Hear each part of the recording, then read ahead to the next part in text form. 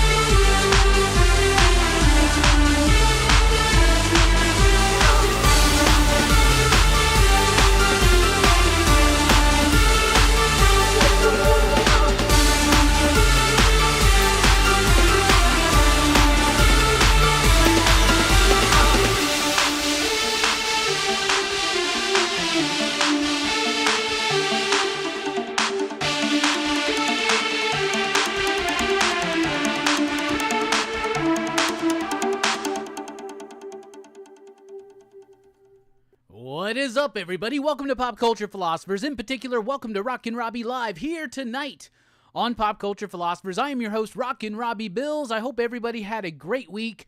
I had a fantastic week. I hope everybody's had a great weekend. I've had a fantastic weekend, and now we are here to end it all temporarily because we're just going to start and crushing the new week tomorrow morning. But here we are tonight to celebrate our love of comics, movies, pop culture, and a whole lot more. Now, we have a great show planned tonight. It's going to be a little bit of a probably, in my head, it's going to be a shorter show than we typically get, but we'll see what happens. You never know.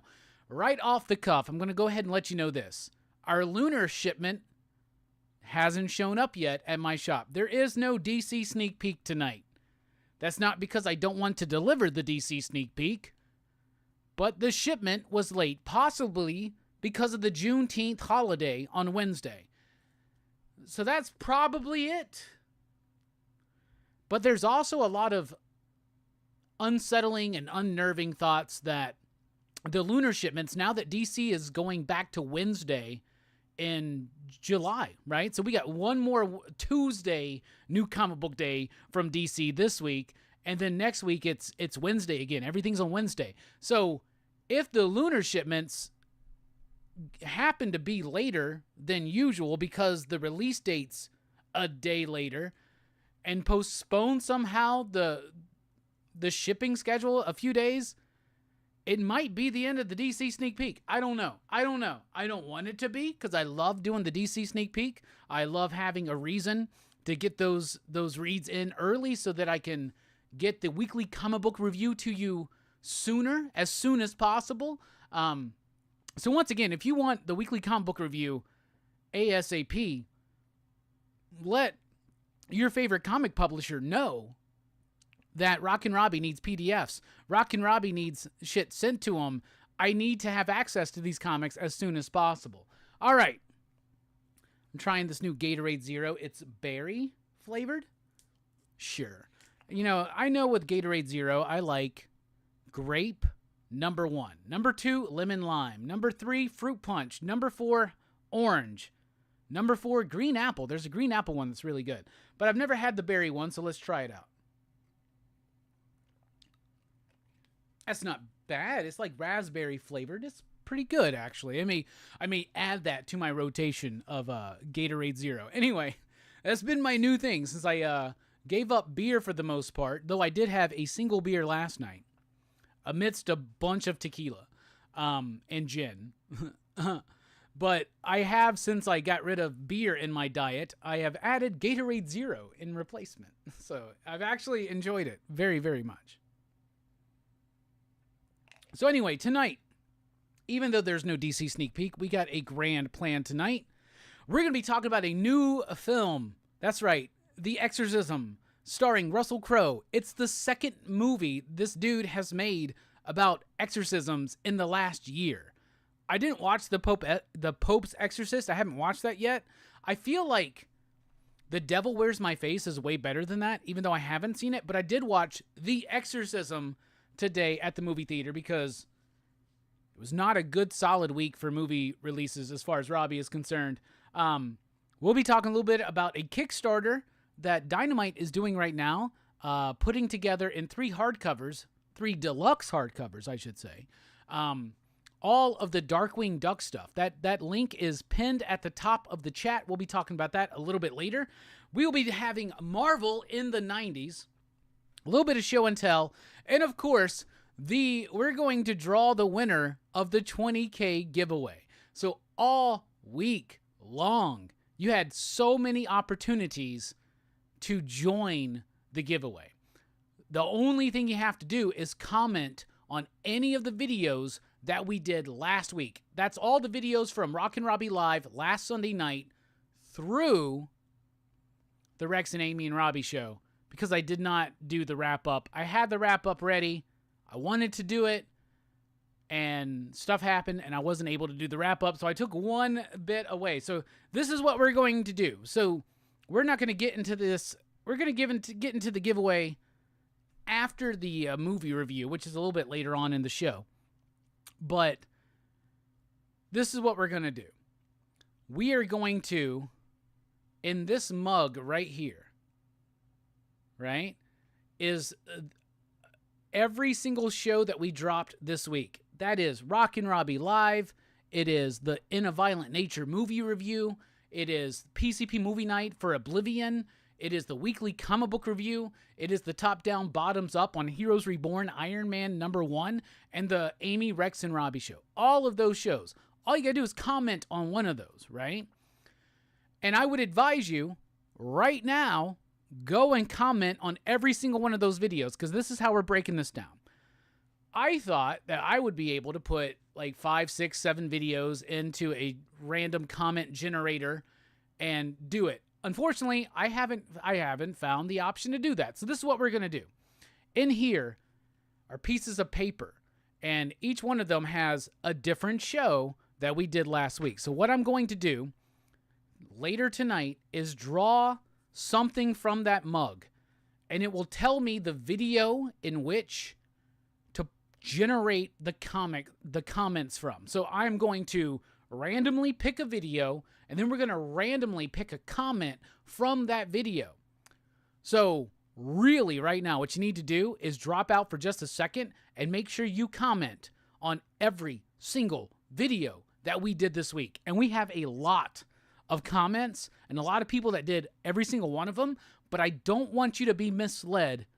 If I draw In a Violent Nature, the movie review, that's the video that we're pulling the comments from for the winner. So go and right now, like, I want to see the chat drop. I want to see everybody leave and go make these comments. And you got like at least an hour to do that.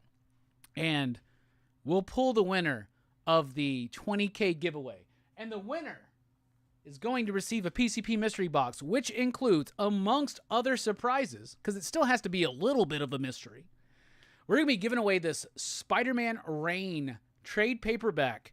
Kari Andrews, he's got a sequel coming out to this very, very soon. This is a book that you want to read. We're also going to be giving away every single issue of Avengers Twilight, provided to us by Marvel Comics, actually. So Marvel's actually trying to get on the PCP train. I got a couple videos I need to do for them. I got to make time to do them this week, because I haven't done them yet. But every single issue of Avengers Twilight, as well as this Hulk Grand Design standard size trade paperback right there. And within that is a signed book plate from cartoonist Jim Rugg. So that alone, I think, is worth a giveaway. But there will be even more. All right, tonight we got a great show planned for you. I already told you we're going to be talking about The Exorcism starring Russell Crowe. We're going to be talking about Darkwing Duck and the latest Kickstarter at Dynamite. We're going to be doing the 20K giveaway, Marvel in the 90s, and it's a Rob Liefeld glorious, spectacular event. And even some show and tell. All that and more. But this show is driven, fueled, if you will, even though we have a grandiose plan, it's driven, fueled, if you will, by your questions, your thoughts, your comments, and your concerns. So get them in right now. What do you want to chat about? What do you want to talk about? Let's dive into it. I want to see you out there in the chat. Throw it up. All that jam. All that jam? I think it's jazz, Robbie. All right. All that jazz and jam and so much more. All right. Before I get to the comments, I want to say this. Follow Pop Culture Philosophers on Facebook and on Instagram. And if you're on Facebook, join the PCP Army. It's your official Pop Culture Philosophers Facebook group. It's where we are the most active in the PCP Army on Facebook and on Instagram. You can follow me on X at Rockin Robbie. You can find podcasts and more at popculturephilosophers.com. We got links to save you money at Dynamite Comics, or Dynamic Forces, I should say. We got links to save you money at BlackBox Comics. All that in the description below. Links to merch, PCP merch. We got mugs. We got t-shirts. We get all that stuff. If you get a mug, if you get a t-shirt, if you get some PCP merch, take a picture of it and send it to me. I would love to see that. We need to see more PCP representation out there in the world. Right now, you can vote for us over at the CBC Awards, or I should say nominate us for some CBC Awards in 2024. For your consideration, I would ask you to consider us for favorite channel, plus 5,000 subscribers, right? So favorite channel in that category, favorite channel, best ongoing series for the weekly comic book review. We're not going for best hair this year, but best hands is part of that category. And come on, y'all. Look at those manicure-free hands. They're fucking beautiful. They're glorious. So nominate me for best hands. Best comic book review would be a treat. Best collaboration for the monthly comic book review. And, of course, comic book channel of the year. That would be amazing. Again, that would be amazing because we're the rank. We got a lot of titles to defend this year, y'all. We really do. All right. Outside of that, though, there's a new category for best live show that involves community involvement or something like that. Nominate Rockin Robbie Live for that. That would be great. It's been nominated, but we need as many nominations as possible to become a finalist that will be announced in August, right? So you got till August. Nominate PCP in every category that you so choose to, and nominate a bunch of other channels, including Nick from Comic Culture. How about Eric, our boy Easy Dick, over at 9-Panel Grid? How about best new channel to him because he really deserves it?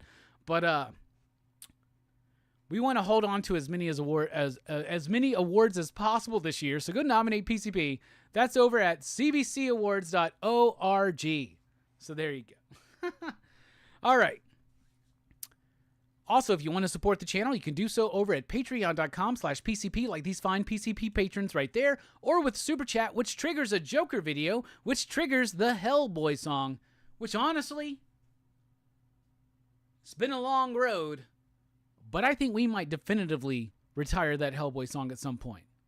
I don't know. Are y'all getting tired of it? I think I'm getting tired of it. I don't know. Y'all let me know. All right. Before we get into the rest of the show, and now it's time for the rest of the story. All right, join us for PCP Movie Night tomorrow night for the grand finale of Crew's Choice. That's right, this year for Crew's Choice, we let the crew pick a movie each week. However, it had to involve Tom Cruise. Tomorrow night, we're talking about Michael Mann's Collateral. Y'all, I have been looking forward to this. Out of all of the Crew's Choice movies, I am ready to have this conversation tomorrow night. It's going to be a great show. So join us for the finale. And right after that, the following week, July 1st, Action Fest starts. We're going to kick it off with the Die Hard franchise, move on to RoboCop, then move on to Last Action Hero, the penultimate episode of Action Fest 2024 with Blade, and it's a long time coming. And the grand finale, the Dark Knight trilogy. Also, the best comics of the month. That's right, the award-winning monthly comic book review will be returning on Thursday at 6 p.m. Central Time. Who's going to be there? Well, for sure, me, Nick, Stu, and Carrie. Who else? I don't know. We got room for 2 more people. We'll see what happens. This is the thumbnail for last month, which did not include Greg. That's because Manny hates Greg. All right. So, hell yeah. We now pause for station identification. What do you want to talk about? Get it in the chat right now.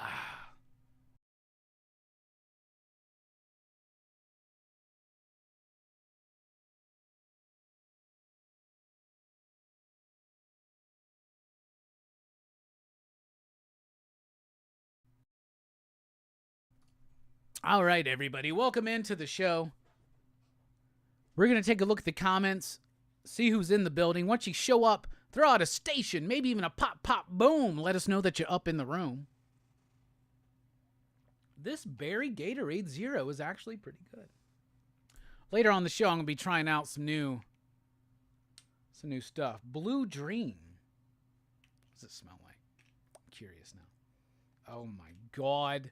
This smells so good. It's just tobacco. All right. We're going to kick off the show officially with your very own and official First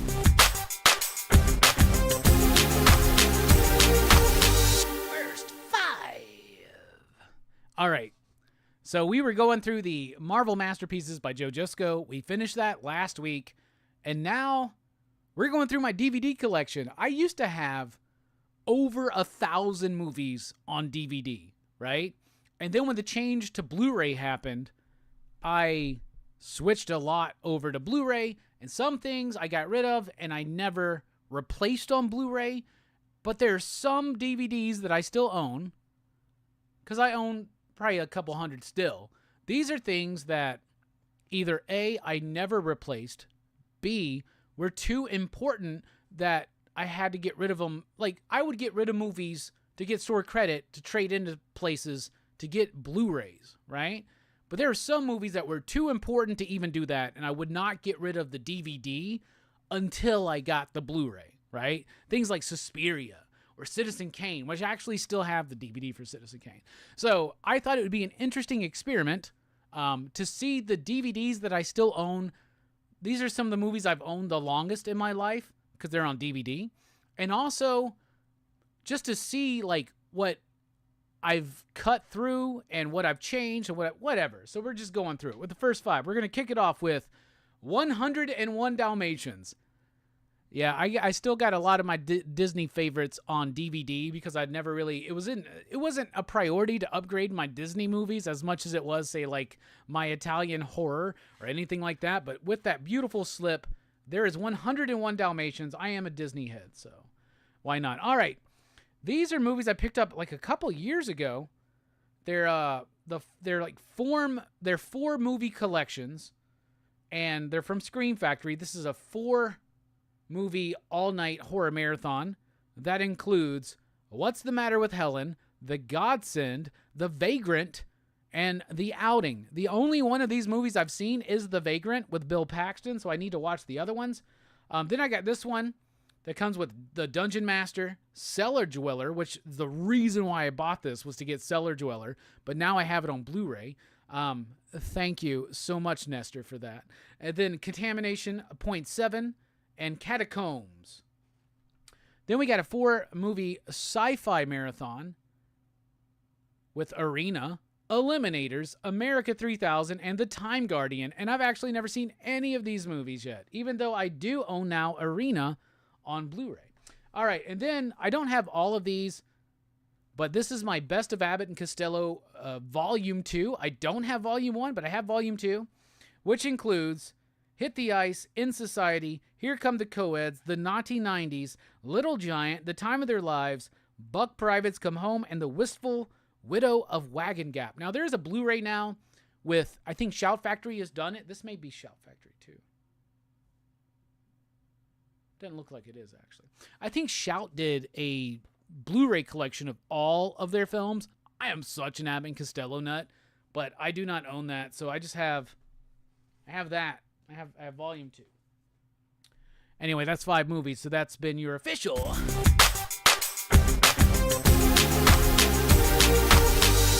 first 5. All right, let's take a look at the chat, see who's in the building, see what's up. We got GTK Comic in the house. We got the artist formerly known as Jesse Say What with a station. What is up? We got Jay Burns. Oh, Jay. Jay, I love you. Jay says, saw your post earlier. He's talking about a Facebook and Instagram post I did earlier today. Saw your post earlier. Got to say I'm damn proud to know you as much as people who've never met in person can know each other. Still, happy to get to work with you and hang out here. We love you, Robbie. I love you too. I really, really do. Well, let's unpack this. I had a really great week. And over the last couple of weeks, there were some moments where I was feeling a little low. And I had a chat with one of my partners, and she looked at me and she's like, what a fucking dipshit you're being right now. You have such an amazing life that most people would kill for, right? And she's right. She's right. I have a pretty fucking incredible life, and I'm very, very fortunate and lucky. I have amazing partners. I have amazing friends. I got great family. And when I mean family, it's not just blood. It's the people that I want in my life every day. And I have 2 successful careers, one of them being here at PCP, one of them being running a comic shop. I'm living my fucking dream right now. And sometimes you need a kick in the ass and realize, yo, what the fuck are you complaining about, right? It's all good. It's all good. And last night, I had my girlfriend over, and I had some friends over, and we had a movie night, which is one of my favorite things to do. I haven't had a movie night I haven't hosted a movie night in over like a month, right? So we had some friends over. They wanted me to watch a movie that I had never seen. It was Jennifer's Body. We'll talk about that here. Well, let's just go ahead and unpack that. Jennifer's Body was fucking awesome. I loved Jennifer's Body. Now, we were having conversation about the varying degrees of hotness amongst the cast. But all in all, I really enjoyed Jennifer's Body. But having a movie night, being social like that, it's not just about watching a movie or anything like that, right? So, like, I made chicken wings. So I made some really great buffalo wings in my air fryer, which took way longer than I wanted it to because my air fryer is tiny. It's like made for one person who lives alone with his cats. But I made some chicken wings. It was great. Jamie had gotten some veggie trays, and then our friends brought over some more veggie trays and made some sliders, right? Some like turkey and cheese sliders, like Gouda and like turkey, I think. It was fucking delicious. Just great, like, finger food. Great hanging out. The most tequila that's ever been in this apartment was here last night. So we had a lot of drinking. We had some gin that was really good, like a hibiscus-infused gin that was so fucking good. And we just drank and had a good time. In fact, so I got neighbors, and I've never been a neighborly person, believe it or not, right? I don't want to know my neighbors. I don't care. I want to talk to you or whatever. But my new neighbors who moved in here a few months ago, they go outside, they smoke cigarettes, right? So we see them all the time. And I've been chatting with them more and more as I see them, out and shit like that. And they're super cool. Super fucking cool. And then last night, we pop out as our friends are leaving, and they're outside, and we're talking about how much we love their cats because their cats come out to the window to, like, scratch at the window and see us. And they were like, you want to come meet them? So we got to go. We finally had the moment where I went over to my neighbor's apartment. We chilled there for a bit. Then we invited them over here to have a shot of tequila with us. And then we chilled here for a moment. And it was great. It was great. Like, life is fucking great. So, anyway. So I made this post on Facebook. Because last night, as we were hanging out, somebody was asking me, like, we were talking about, like, how we all met each other and this and that. And I was sharing a story. And some of y'all were here for this. And some of y'all have seen the change. So I was telling the story of my life and where I was at the end of 2022, which was a very sad place. It was not good. It started because I was talking about bourbon and how much I liked bourbon and picked up on the flavor profiles. Like, there's a point in my life where I drank way too much bourbon and was listening to way too much of the blues.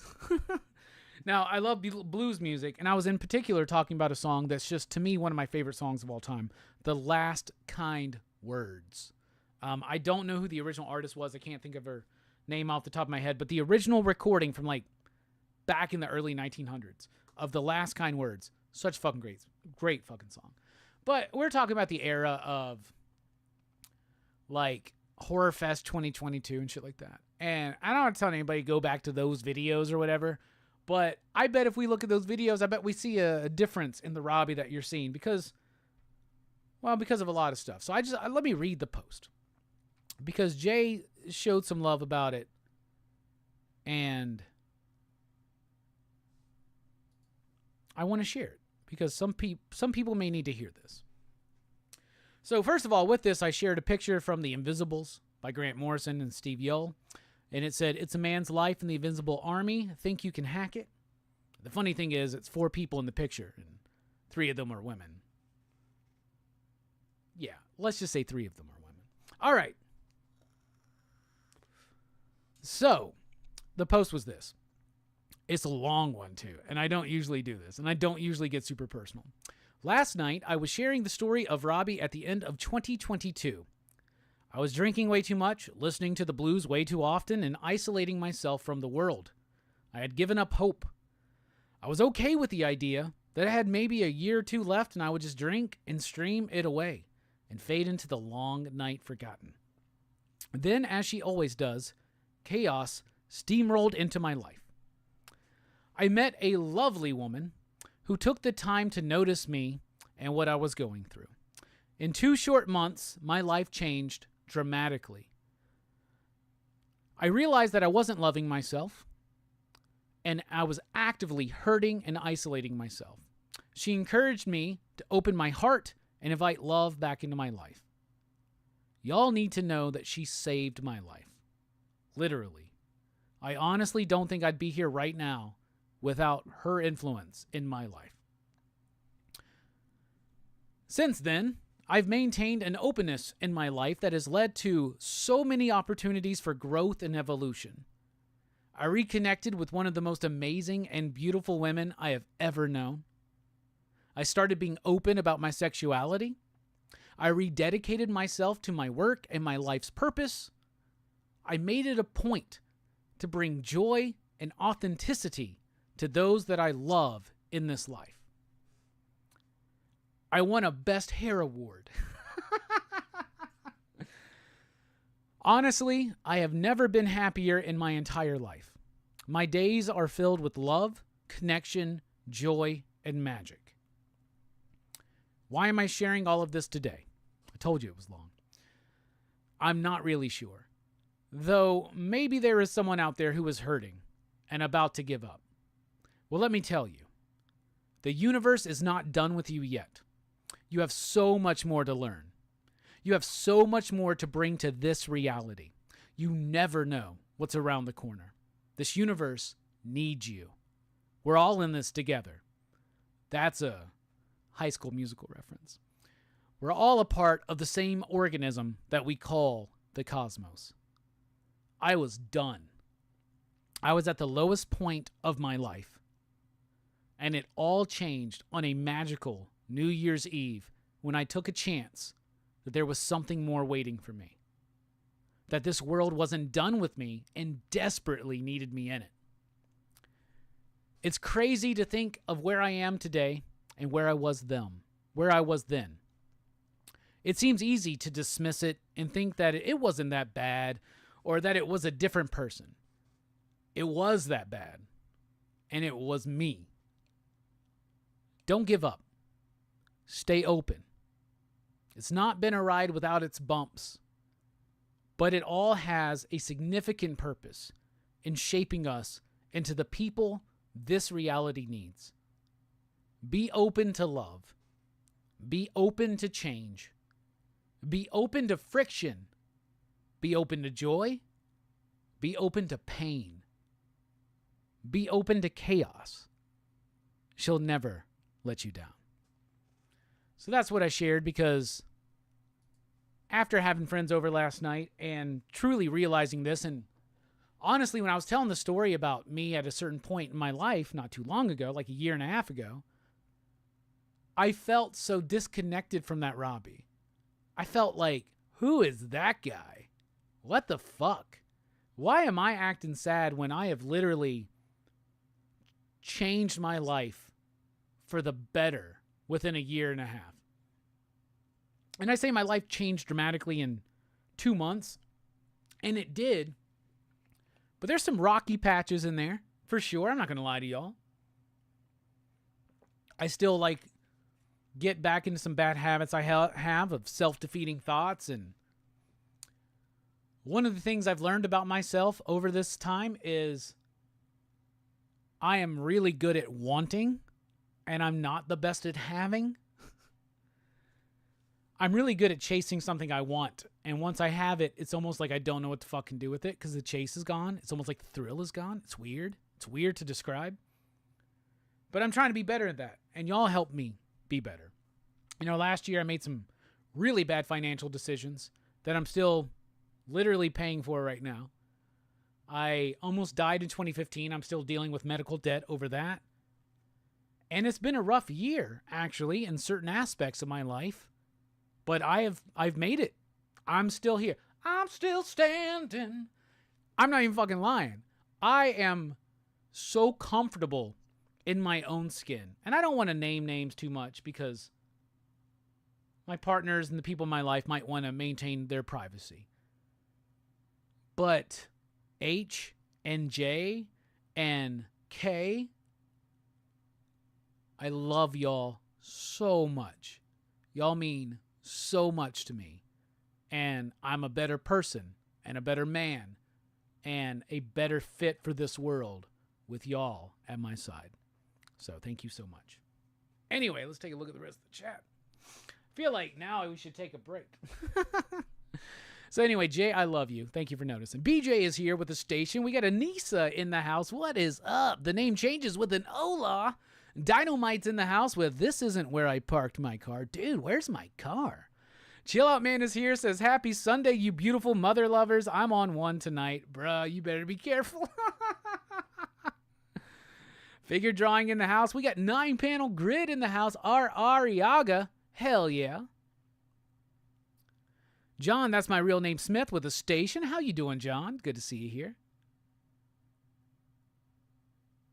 Name changes, says Gatorade with 0 alcohol. It needs a little go juice. We got some go juice. Don't worry about it. You gave up beer. I cut back significantly on beer. Within the last 2 months, I've only had 4 fucking beers. Last night I had a beer. I don't remember what it was. It was an IPA. My friend brought it over. It was good. It was good. But I mostly drank tequila, gin, and had some chicken wings. Name changes, says, The Devil That Wears My Face is a great comic. I agree. It's probably, I honestly think it's Alex Cormac's best work. I think it's Alex's best work. 62 Lefty Blues is in the house station. 9-panel grid says, The Pope's Exorcist is some dumb fun. Well, maybe I need to check that one out to wash the taste of the exorcism out of my mouth, but we'll get to that later. Anissa says, oh my God, yes, The Pope's Exorcist. I knew he was just in another horror movie. Not just another horror movie, another fucking exorcism movie? Are you fucking kidding me? Did Russell Crowe, one drunk coke-fueled night, decide to do an exorcism movie and didn't realize that he committed to 2? I don't fucking know. We are living in the world right now of why writer strikes and actor strikes fucking suck. Because the movies right now fucking blow. By the way, I hope whoever wins the contest, the 20K giveaway, is super cool. That's fine. But there's a piece of me that almost wants this one comment to fucking win because somebody commented on my In a Violent Nature movie review, which we did live last week here on this show, and then I clipped it together and put it out. Somebody goes, basically paraphrasing, stick to comic reviews. That's your forte. You don't know what you fucking talk about when it comes to movies. Fuck Are you fucking out of your mind? I know so fucking much about movies. I'm like, fuck off. Fuck off. Fuck off. Like, okay, I didn't like a movie that you liked. That's fine. That's cool.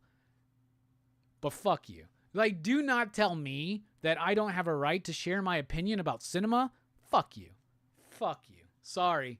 We all need to be appreciative of what we have, but that person, fuck you. I hope you win the goddamn contest. Anyway. Our Ariaga says the Pope's Exorcist is so bad.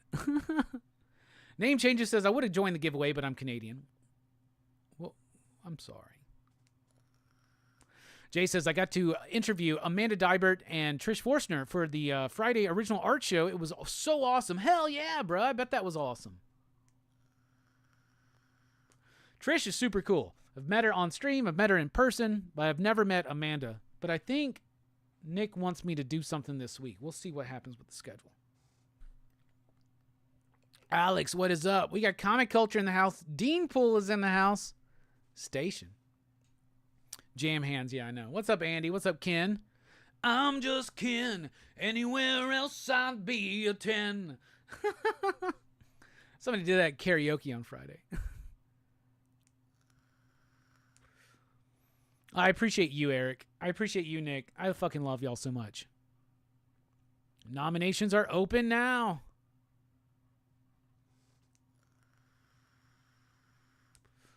Hey, American Demon, one of my homies we were hanging out with last night. You were the person I was talking about, sad fucking Robbie. I woke up this morning, I was like inspired. I was like, I gotta share the story more openly. Have a song roulette wheel. Oh, that could be cool. I mean, if you give a super chat, you just name a song you want. I'll fucking try to karaoke it if I know it. Mostly stick to the 90s alternative and R&B, and I probably know it. Leatherhead for Hire. What up, Robbie? Is all of the art in Wolverine Revenge going to be done by Capullo? Yes. All of it. No fill-in artists. All 5 issues done by Greg Capullo in glorious red band fashion. So I think it's going to be dope. Hey, what's up, Marcus? Circumstances in the house. What's up, bruh? Good to see you. Hated not seeing you at fucking Heroes Con. We'll fix that in 2025, y'all. We're going to be staying alive. That's what we're doing. Staying alive in 2025. William says, question, do you have a Blu-ray Metropolis, Jason and the Argonauts, them, and Mighty Joe Young? Out of all of those, I own Metropolis. I do not have Jason and the Argonauts. I do not have them. And I do not have Mighty Joe Young. I used to have them on DVD, but I don't think I do anymore. Now. So the only one I actually own out of all of those is Metropolis, which I think is a fantastic fucking movie. Fritz Lang. Yo, what's up, Stu? How you doing, my man? Ilea, what is up, Raul? Dude, so good to see you. I miss you so fucking much and your sexy ass, dude. I just want to fucking play dominoes and drink beer and fucking like just hug you all night long, man. So excited to see you here. You are blessed, bro. Soak it in. You too, man. You fucking too. Billy says, Robbie got a girlfriend. I'm proud of you. I've had girlfriends for longer than just now, man. I want a boyfriend. That's what I really need.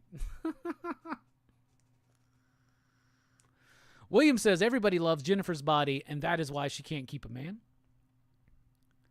Men View says, just did the Kentucky Bourbon Trail last month. Fantastic time. Hell yeah. Kenneth is in the house. What is up? Dynamite says, that slingshot was pretty awesome, too. That slingshot was fucking dope as fuck. I fucking love the slingshot. I'm gonna fire off a sigil next time I fucking go on that thing. That thing was so good.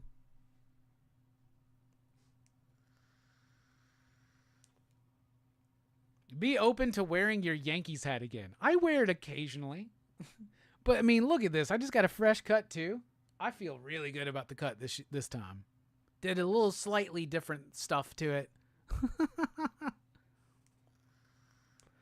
We all get in funks, just can't dwell in it. You're right, brother. You 100%. Man, I love you, dude. You're so fucking cool. Like, why do we not chat more often? I'm just going to start randomly messaging you. Yo, dude, what's up? What you doing? What'd you eat for breakfast? Death Rattle says, would you tell us the story from your near-death experience back in 2015? Yeah, I've shared it plenty of times. At a super long story short, we'll probably go into more of it next week, actually, because next week I have been inspired to do a Teen Dog Shades night next week. But long story short is this. I almost died. I had a super gnarly infection resulting from a bad tooth. And I know that sounds silly, but it got to a point where it was really bad. I had 2 surgeries within 2 days of each other. I still got the scars that I kind of cover up with my beard. The doctors weren't telling me this at the time, but they were telling my partner at the time and my sisters that it wasn't really looking good. And I was in the hospital for like 8 days. It was around Easter of 2015. A good homie of mine was also dealing with a big health issue as well. It was in there as well. I had a mystical experience in the fucking hospital. And I got out of that situation and decided that I really wanted to do something that I could be proud of in my life. And a few months later, we started PCP. And we're actually about a week away from our 9th anniversary of PCP. So 9 years of being alive, post almost dying, and it just keeps getting better and better.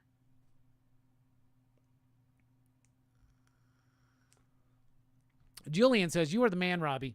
Glad to hear you've made changes for the better. Well, thank you so much. Excuse me. What was that? CNSS 84. Hey, Robbie. Station, everyone. We got Two Gun Pedro in the house. Pew, pew. Two Gun, I'm so sorry. There was a miscommunication. Dylan had given me his list. I said, I can't do strip nude for your killer on the 22nd. I could do it on the 29th. He said, okay. And he never made the change in his phone. He contemplated canceling his show last night so I could be on it next week, but I wasn't able to be on strip nude for your killer, which makes me feel really bad, Two Gun, because you sent me that movie. So I will watch that movie once I get through the Die Hard franchise. I will watch that movie and we'll talk about it here on Rockin Robbie Live, just so you know what I think. So thank you, and I'm sorry that I was not able to fulfill that obligation. Stu says, love these words, bro, and congrats on all this amazing momentum. Well, thank you so much, Stu, and thank you so much for being a part of my life, brother. Anissa says, thanks for opening up, Robbie. I'm definitely dealing with a lot of similar things, but just like you, I've been working on it. Fuck yeah. Keep crushing it, Anissa. You're worth it. Billy says, remember, you can start over, start late, lose it all, fall again and again, yet still succeed. A fucking men. A fucking men. Oh, Guy Forge is here. What's up from Pressable Defects? Hey, bud, just popped in. Thanks for being such a cool dude. Well, thank you. Thank you. We need to hang out again. We do.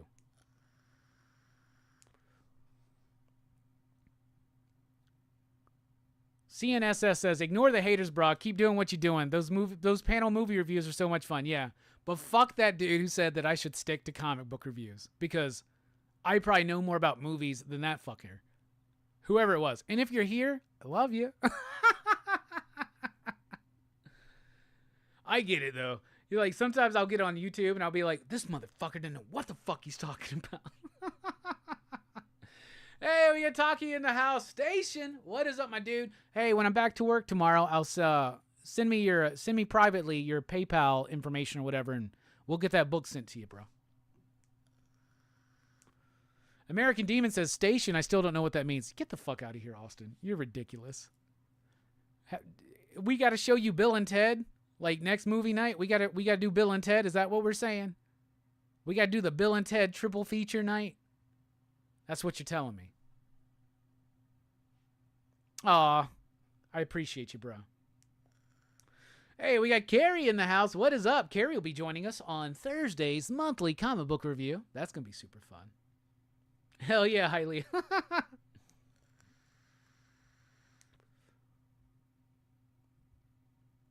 Go Braves. Fucking go Yankees, man.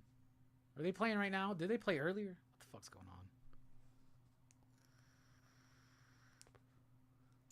Hey, it's my boy Kevin. We're working on a book together. Stoked Art is in the house. Station Robbie. Station everyone. Hang in there, bro. The ups and downs can be rough. Stay positive. We still have a more text to finish. Yo, I know, bro. Trust me. I am all fucking good. I am all good.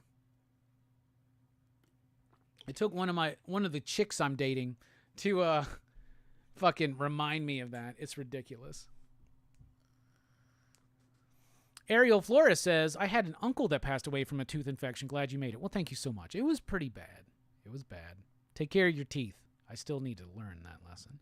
Fable is in the house. Station. Glad you're still with us, brother. Happy and proud to be a part of the team. Love you. I love you too, man.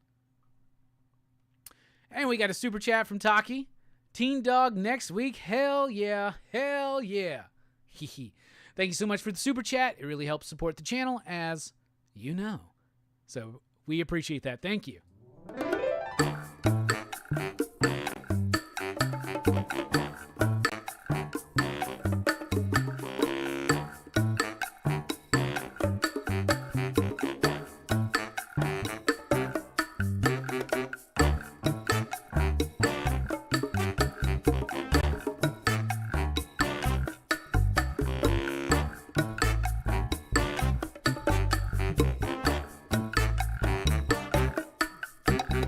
Let me tell you about this little man I know.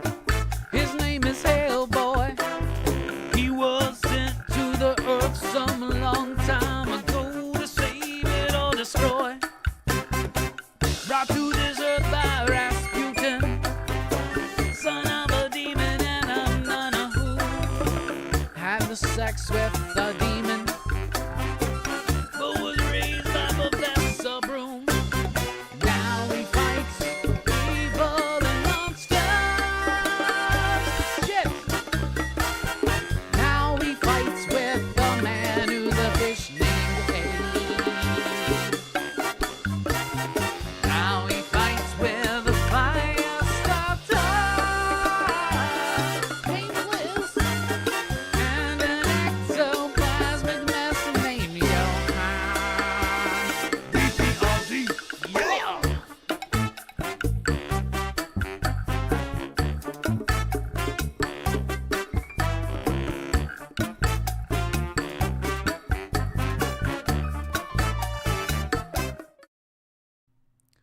Do do do do do do do do do do do do do do do. Thanks so much for the super chat, Taki. We really do appreciate it. By the way, if you have a super chat, you can, throw out a request, and if I know the song, I'll do it. Especially if it's 90s alternative. In particular, probably not. Carrie says, Bizarro Fit is super stoked about you doing RoboCop. So am I. So is Hammer Time Holeshoe. William is up in the house with the What's Up Everyone station. Comic Book Therapy's in the house. Anissa says, honestly, I don't know what station means either. Thought it had something to do with Star Trek or something. American Demon says, I never watched Bill and Ted. I just watched Back to the Future a few weeks ago. So here, the station is from Bill and Ted. Bogus Journey in particular, as Carrie pointed out in the chat. Station is the greeting in the future. It's also a reference to a Martian, right? But anyway, it basically is this. It's a form of greeting from Bill and Ted, Bogus Journey, and it means be excellent to each other and party on, dudes. So whenever somebody says station, they're basically saying be excellent to each other and party on, dudes. And that's why we do the Bill and Ted gesture as we say it. It's part of the cult of PCP.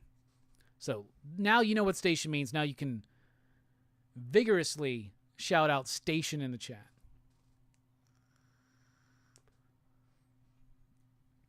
Our Ariaga says, those movie reviews are so much fun. It's just like what you've done with your friends going out of the theater. I do that with my friends on our WhatsApp group after we see any major movie. Hell yeah. Thank you so much. I really do appreciate that.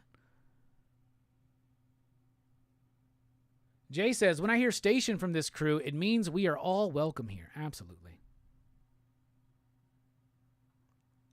Hell yeah. Station is a Martian scientist. He earned that doctoral somewhere in the universe, says Carrie. It's true. We can't do RoboCop without you. Did you sign up for RoboCop, brother? I know I sent you the list. Let me look at our list. It's right here. Oh, fuck, dude. RoboCop is full. RoboCop's full, bro. I don't have you on this list. Oh, I didn't know if you were going to be ready because, like, you're still in the midst of everything. Action Fest is kind of full. I did send you the Horror Fest list, though, and I got you down for some Horror Fest. Yeah, we sent out the Action Fest list a while ago. If any of those dudes drop out for RoboCop, Fable, I'm hollering at you. But so far, Horror Fest only has one show that's full right now. But I still haven't sent it off to everybody, and I still haven't put down all the stuff. Rockin Robin 698 says, I love your singing voice, Station. Well, thank you so much. I know you missed interview. You missed Minority Report too, bruh. It's not my fault. All right, we're going to take a quick break. When we come back, I'm going to be talking about the exorcism. We'll be talking about Darkwing Duck. And we'll be announcing the winner of the 20K giveaway. We'll be right back here on Rockin Robbie Live.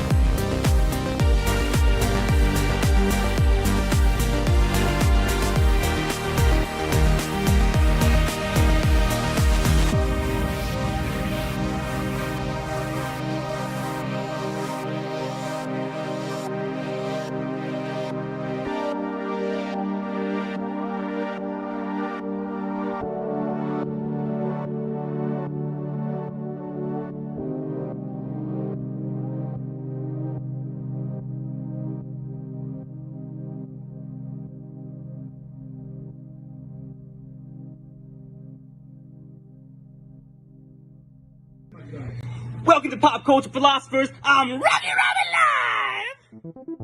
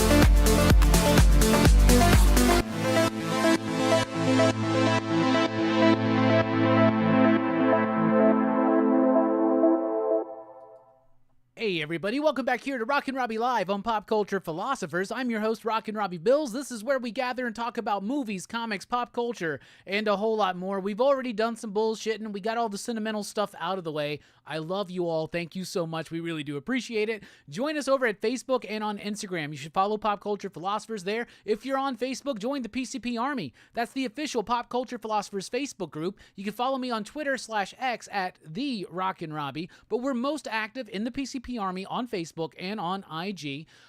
Links to merch, to save you money, all that stuff in the description below. You can find podcasts and more at popculturephilosophers.com. You can support the channel with Super Chat, which triggers a Joker video. And if you throw out a Super Chat, throw out a song request, and I'll try to sing it if I can. Also, you can support the channel over at patreon.com/PCP, like these fine PCP patrons listed right there. Y'all, coming up, we got the end of Crew's Choice tomorrow night, 8 p.m. Central Time. We're going to be talking about Michael Mann's Collateral. Very excited to talk about this movie starring Jamie Foxx and Tom Cruise and Jada Pinkett. Really fucking great movie. Like, the movie out of all of Crew's Choice I was the most looking forward to. Badass. And then the following week, starting July 1st, we got Action Fest here on Pop Culture Philosophers. We're going to kick it off with the Die Hard franchise, move on to RoboCop. After that, it's Last Action Hero. The penultimate episode is Blade, and the grand finale is the Dark Knight Trilogy. We got the monthly comic book review, the award-winning monthly comic book review, Thursday at 6 p.m. Central Time. Me, Nick, and Stu are confirmed, as well as Carrie. Cannot wait for this show. Who else will be there? We got 2 spots open. We shall see who answers the call. And we got a super chat from Dynamite. Have you read The Crying Boy from Keen Spot? Loving this horror comic series. Would love your thoughts. Thanks. Well, thank you for the super chat. Station.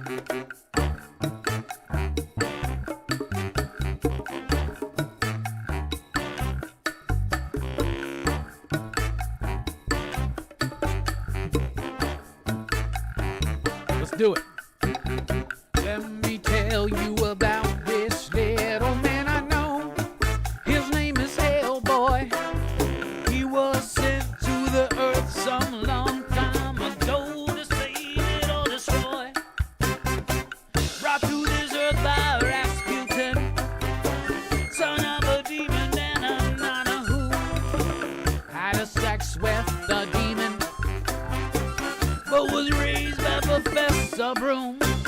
And now he fights evil and monsters. Shit! Now he fights with the man who's a fish named Abe. Now he fights with the fire starter named Quiz and an ectoplasmic mess named Johan. EPRG.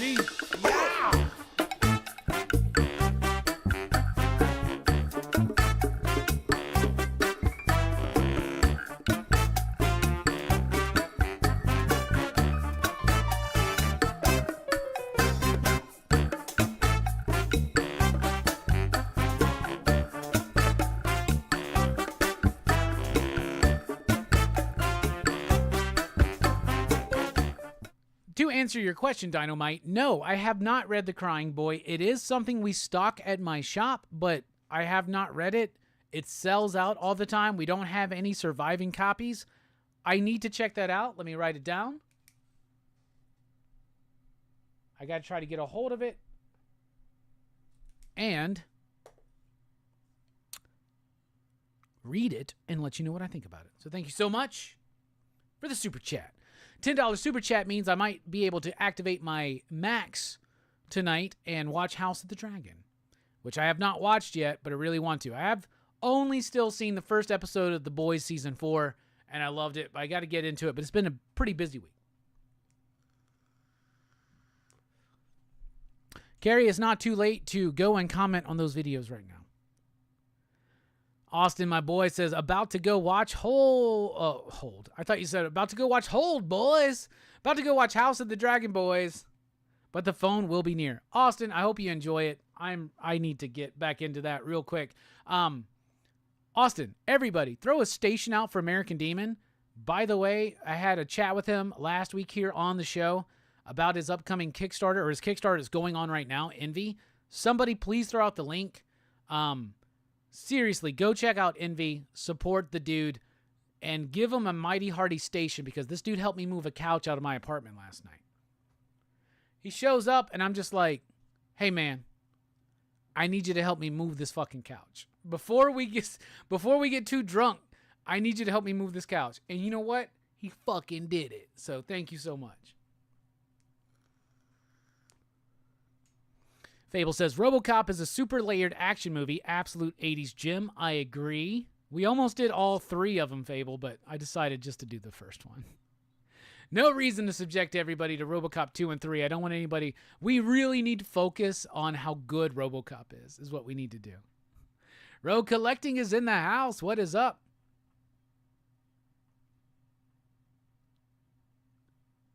I lost the chat for a second. R. Ariaga says, RoboCop is one of my all-time favorites. Kurtwood Smith is an amazing in that movie. One of the best villain performances ever done, in my opinion. Tigers are playing tonight, and I never miss a game. I cannot wait to revisit it. Billy says, some of our big cities need a RoboCop. I think we all need a RoboCop in our lives, brother. SNSS says, fuck yes, Collateral. Probably Tom Cruise's best ever performance. I might agree with that. I mean, we were all really high on Interview with the Vampire, but fuck. Collateral's another fucking level. It's such a good movie. It's a Michael Mann film. I was talking about this last night. I was like, you know what? I was talking about this with my girlfriend. I was like, oh, I just watched Collateral the other day. I love that movie. And like every time I mention my favorite directors, I go Christopher Nolan, Dario Argento, Martin Scorsese, Ridley Scott, George A. Romero, John Carpenter. I list these names. And I never mention Michael Mann. But every time somebody mentions a Michael Mann film, I go, yo, Michael fucking Mann. I love Michael Mann. Let's fucking do it. Michael Mann's in my top 5 favorite film directors of all time. I got to really think about this list. Argento, Nolan, Mann, Carpenter, Scorsese, and Scott. Those are my top directors.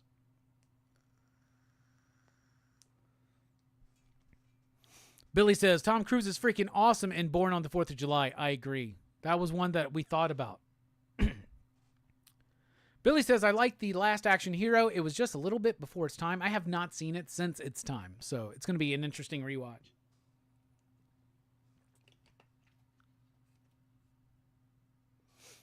Name Changer says, I got the crying boy. The name alone has me on pins and needles. Interesting. Fable says, when Murphy got killed, that shit almost traumatized me. It was probably the most violent thing I'd seen up until that point. Me too, brother. I don't know, man. Maybe there was something more violent I had seen, but that shit really did fuck you up. It's a very impactful scene.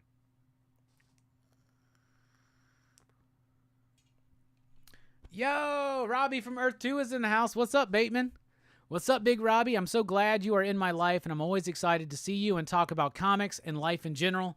You are important. Love, peace, and hair grease. Hell yeah, dude. Appreciate it.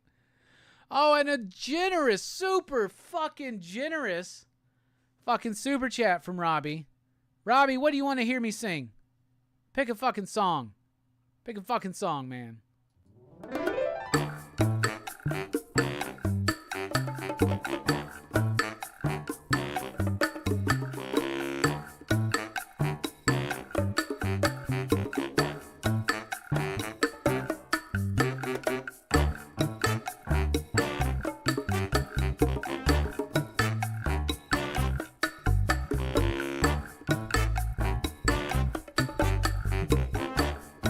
Do this shit. Let me tell you about this little man I know. His name is Hellboy. He was sent to the earth some long time ago to save it or destroy. Brought to this earth by rascals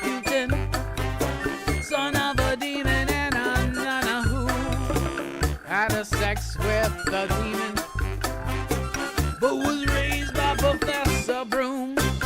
And now he fights evil and monsters. Shit! Now he fights with the man who's a fish named Abe. That means fishman. Now he fights with a fire starter named Quiz and an ectoplasmic mess named BPRD. Yo!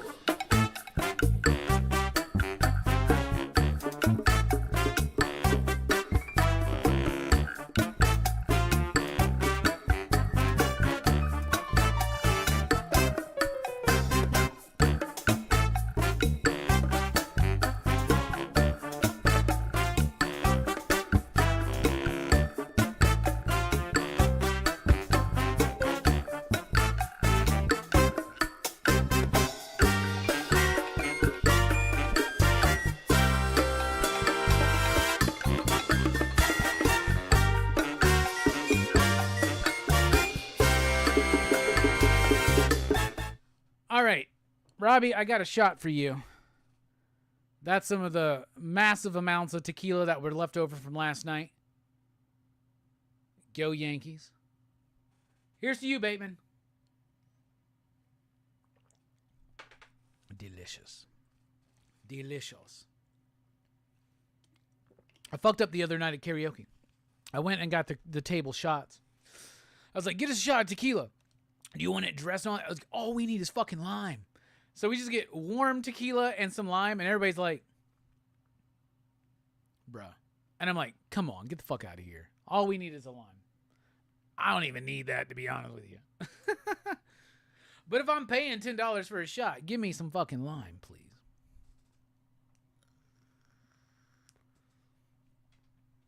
Fable, thank you so much for throwing out the link to Austin's Kickstarter. I really do appreciate that. Carrie says, oh, wow, Robbie, get your max back. You got this. House of the Dragon is so good. Yeah, I'm fucking ready. I'm so ready. Hey, Brian's in the house. Brian! I just saw your most recent text on the last break. I went in and checked my phone. When you messaged me earlier, I was in the movie, the shitty movie that I'm about to talk about. So I didn't get back to you, and I'm so sorry for that. You know I'm bad. I'm bad at that, brother. Brian, I love you. Quest. Quest. Those are the protein bars I was talking about. Quest. And I would highly recommend the cookies and cream. So there you go. Carrie says, David Lynch, John Waters. John Waters is a director that I really do love, respect, and appreciate. We've never done a John Waters movie, which is a shame. We should do that. We should do like Hairspray or Crybaby or Priscilla or something like that. We definitely should. Also Pecker. Pecker's a good one. We should do a John Waters movie on PCP movie night, but we haven't. David Lynch. I don't know if I can call David Lynch one of my favorite directors. I mean, Cronenberg's up there. Cronenberg's another one on my list. David Lynch, though, here's the thing. I love Twin Peaks, and I love Blue Velvet, and I actually love Wild at Heart. But a lot of his movies, Inland Empire, Mulholland Drive, I don't know what the fuck is going on. No, Kubrick. Kubrick did do one of my favorite movies of all time. Two of my favorite movies of all time, actually. The Shining and 2001: A Space Odyssey. So Kubrick could probably be on that list, but Clockwork Orange is all right. Clockwork Orange is all right, in my opinion. I think it's just all right. And then Full Metal Jacket's pretty gnarly.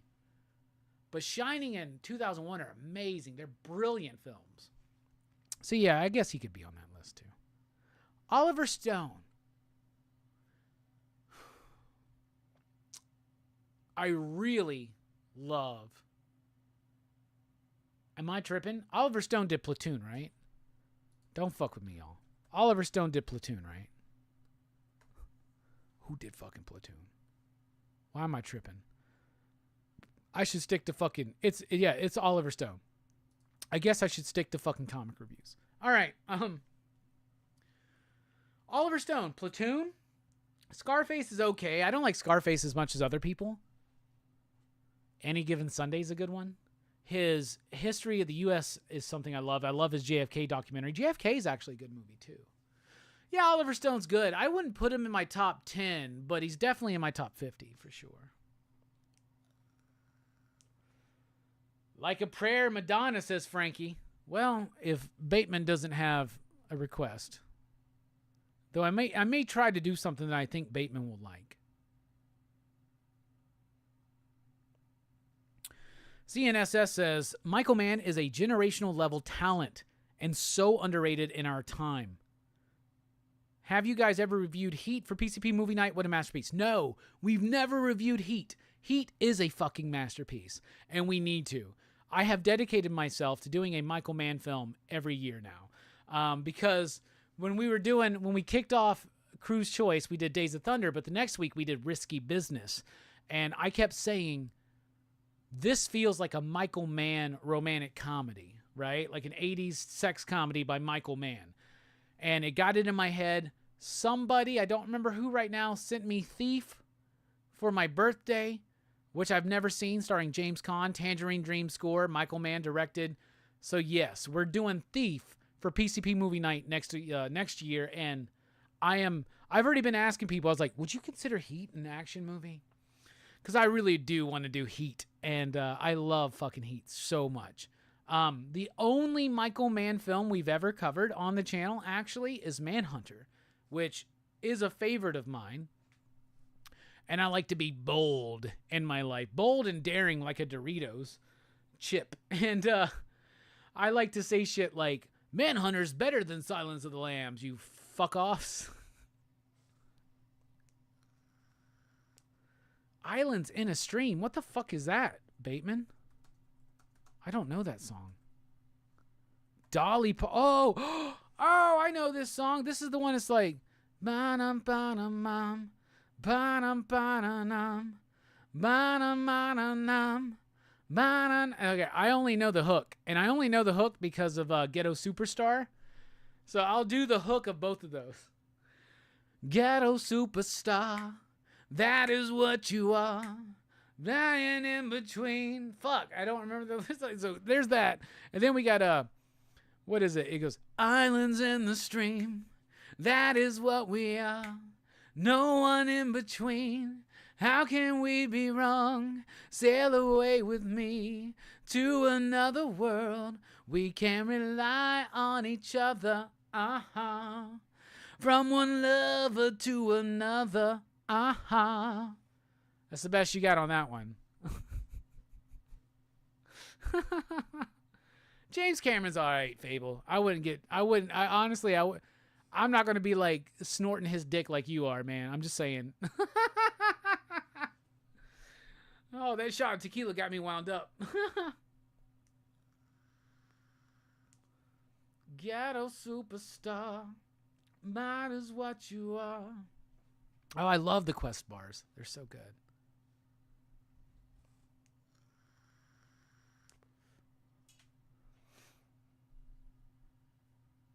Let's see. Did I pick up Sin by Ibrahim Mustafa? No, but I know that Sin came out. I haven't picked it up. I haven't read it. But obviously we are friends with Ibrahim because he's been on the channel a couple of times. And I do really like Ibrahim, and he's also Brian's cousin. So I feel like I have to, but actually I think Ibrahim Mustafa is a really talented cartoonist and comic book creator, and very excited to check out Sin. But I'm also ashamed to admit I still haven't read Retroactive yet. So I have read Count, which is amazing. His James Bond book was amazing. Ibrahim is a really, really talented dude. So everybody should check that out, and I should as well. Islands in the Stream.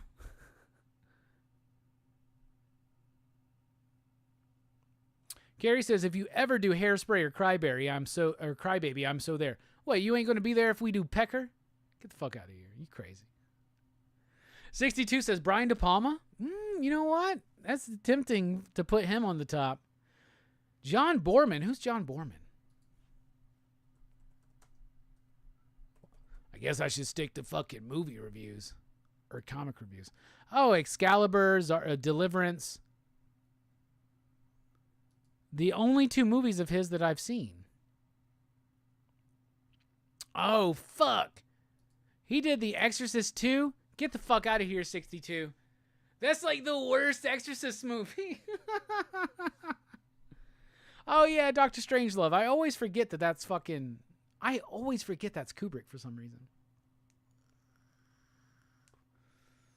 David Fincher, that's a good one. There are too many great directors to limit it to 5. But if I had to, somebody put a gun in my head, I'd be like Dario Argento, John Carpenter, Michael Mann, Martin Scorsese, and Ridley Scott? Christopher Nolan. I can't even do 5 now. I can't. With a gun in my head, I'd be like, can I give you 8, bro? Can I give you 8, please? Please, let me give you 8. Trade Paper Dad is in the house.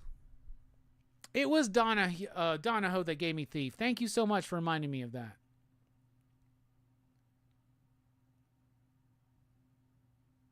Alcohol, bad. Marijuana, good. I agree.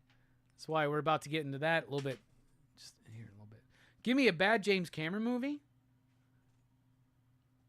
Avatar is a bad James Cameron movie, Fable. And I don't give a shit what you think of me now, because I know that we still love each other. But Avatar is a bad James Cameron movie. Get the fuck out of here.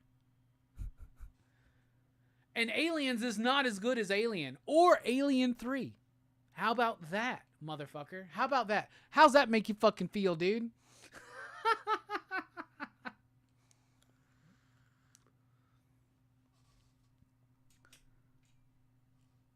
I would choose Chronic Coma, obviously. Clint Eastwood is a great director too. 62. John Ford, Billy fucking Wilder. Some Like It Hot. The Apartment. My favorite Billy Wilder film is Stalag 17. I fucking love that movie. It's like been one of my favorite movies since I was a kid too. Excuse me. I fucking love that. James Whale is a part of this conversation. Jesus. If we're going back to got the fucking your boys got the hiccups. If we're going back to like back in the day, James Whale is one in the conversation for me. John Huston, fuck yeah. Asphalt fucking Jungle, Maltese Falcon. Get the fuck out of here. John Huston's great. Billy says Neil Breen is an amazing director. My boy Clayton's trying to get me to watch some Neil Breen movies. I've never seen them.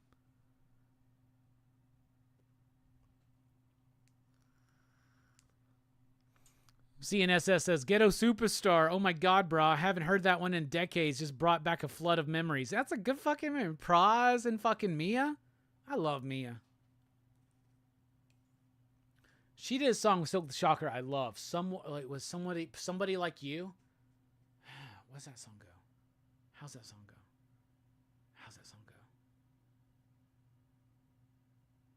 Oh, fuck. Why am I not thinking of it right now? I need to listen to it. I think I've actually changed my audio settings, so this will not fuck us up. Let's see. Mia Silk the Shocker. Somebody Like Me. What's the fucking song? How's it go? Do do do do do do do do do do do do do. Oh yeah. Bum bum bum bum. Yep, that's right. So what you gonna do with a girl like you and a guy like me with a week or two? It's whatever, but it ain't that we want to. Am I asking you what I thought for a thug like you? Like me? And maybe if you can't. Oh, fuck yeah. God damn it. No hood. No limit, motherfuckers. No limit. No limit. I hope y'all cannot hear this and I'm about to get fucking taken off of YouTube. But if you can't hear it, or just put it, you should put on the fucking song. Oh! Fuck yeah. 1990 fucking 9, y'all. Jesus. To get with what you can do. Not yet, Robbie. do do do do do do and do fa. Here we go. What you gonna do with a girl like you and a guy like me with a week or two? It's whatever, but the thing that we want to. I keep asking me, will I fall for a thug like you? You keep on asking me if I wanna be with you. It's yeah.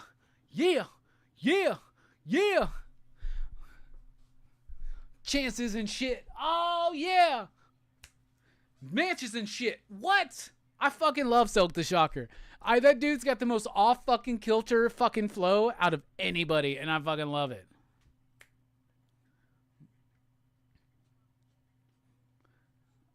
Oh fuck yeah. He says the sky's the limit, but he's on no limit. That's fucked up. Till they darn near hurt our feet.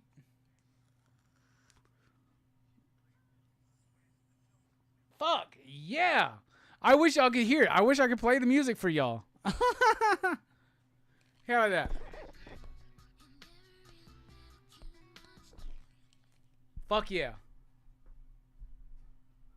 But you're just too damn ghetto for me. Ooh. Ooh. All my girls keep... Fuck, I don't remember this part. All right, we're going to stop that off. That's fucking dope. That's fucking dope. We're about to fucking kick it to a fucking song. What song do y'all want to kick it to? Here's the thing. I'm about to blaze this shit up. And while I do that, I want to kick it to a song with y'all. You can't hear the song, obviously. But what song should we kick it to? What's a good one? Let's take a look at the chat. You're just too damn ghetto for me. So what you gonna do with a girl like me, a guy like you, with a week or two? It's some bum bum, whatever we want to. You keep asking me, will I fall for a thug like you? You keep on asking me if I wanna be with you. Bum bum ba na na na na, fall for a thug like you. That's a great fucking song. Whoever sparked that in my fucking head, thank you. That's so fucking good. Clint Eastwood does have some good movies. I would agree. Excalibur's, I haven't seen Excalibur since I was a kid, so I can't really comment on that. I'll tell you that. But yeah. Eastwood is great. Billy Powermax says Gran Torino, The Mule. I would also throw out there Letters to Iwo Jima, or Letters from Iwo Jima. I fucking love that movie. $1 Million Baby. I love that fucking movie. Clint Eastwood's Mystic River. Jesus, let us not forget that. Fable, I'm right there with you. Exorcist 2 is an abomination. It fucking blows.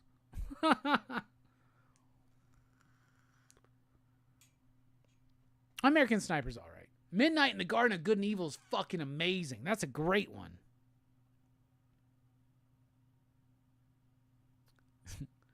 It's not bad. Burial Ground is bad. Get the fuck out of here.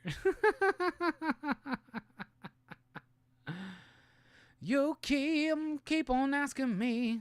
Avatar's bad, bro. I'm sorry. Avatar's bad. It's not a good movie. Bloodsucking Freaks is bad. Worst movie I've ever seen, brother. It really is.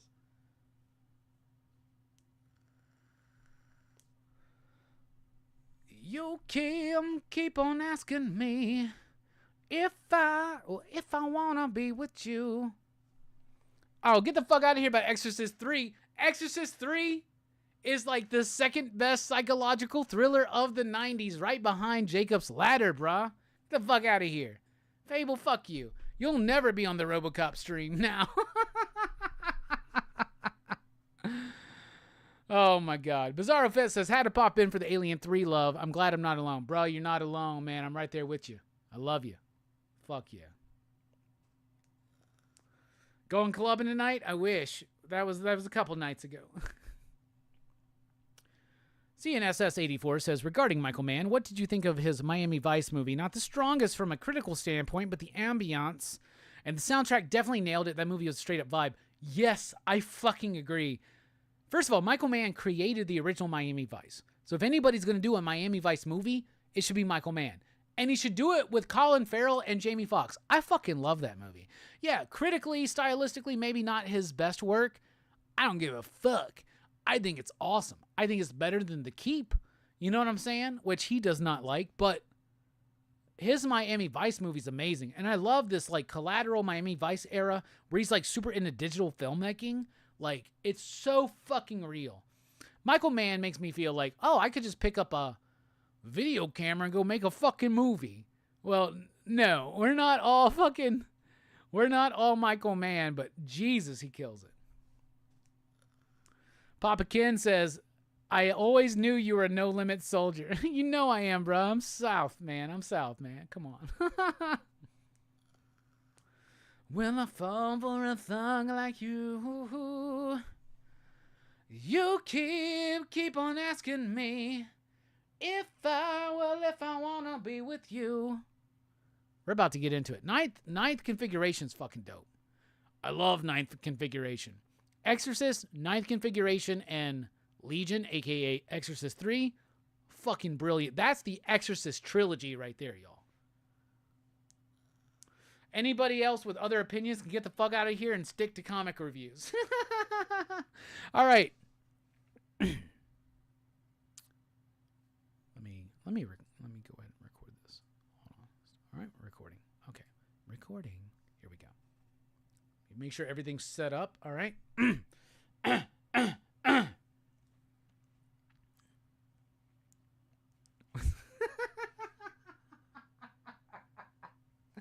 I have too much fucking fun on these live streams. All right. Here we go.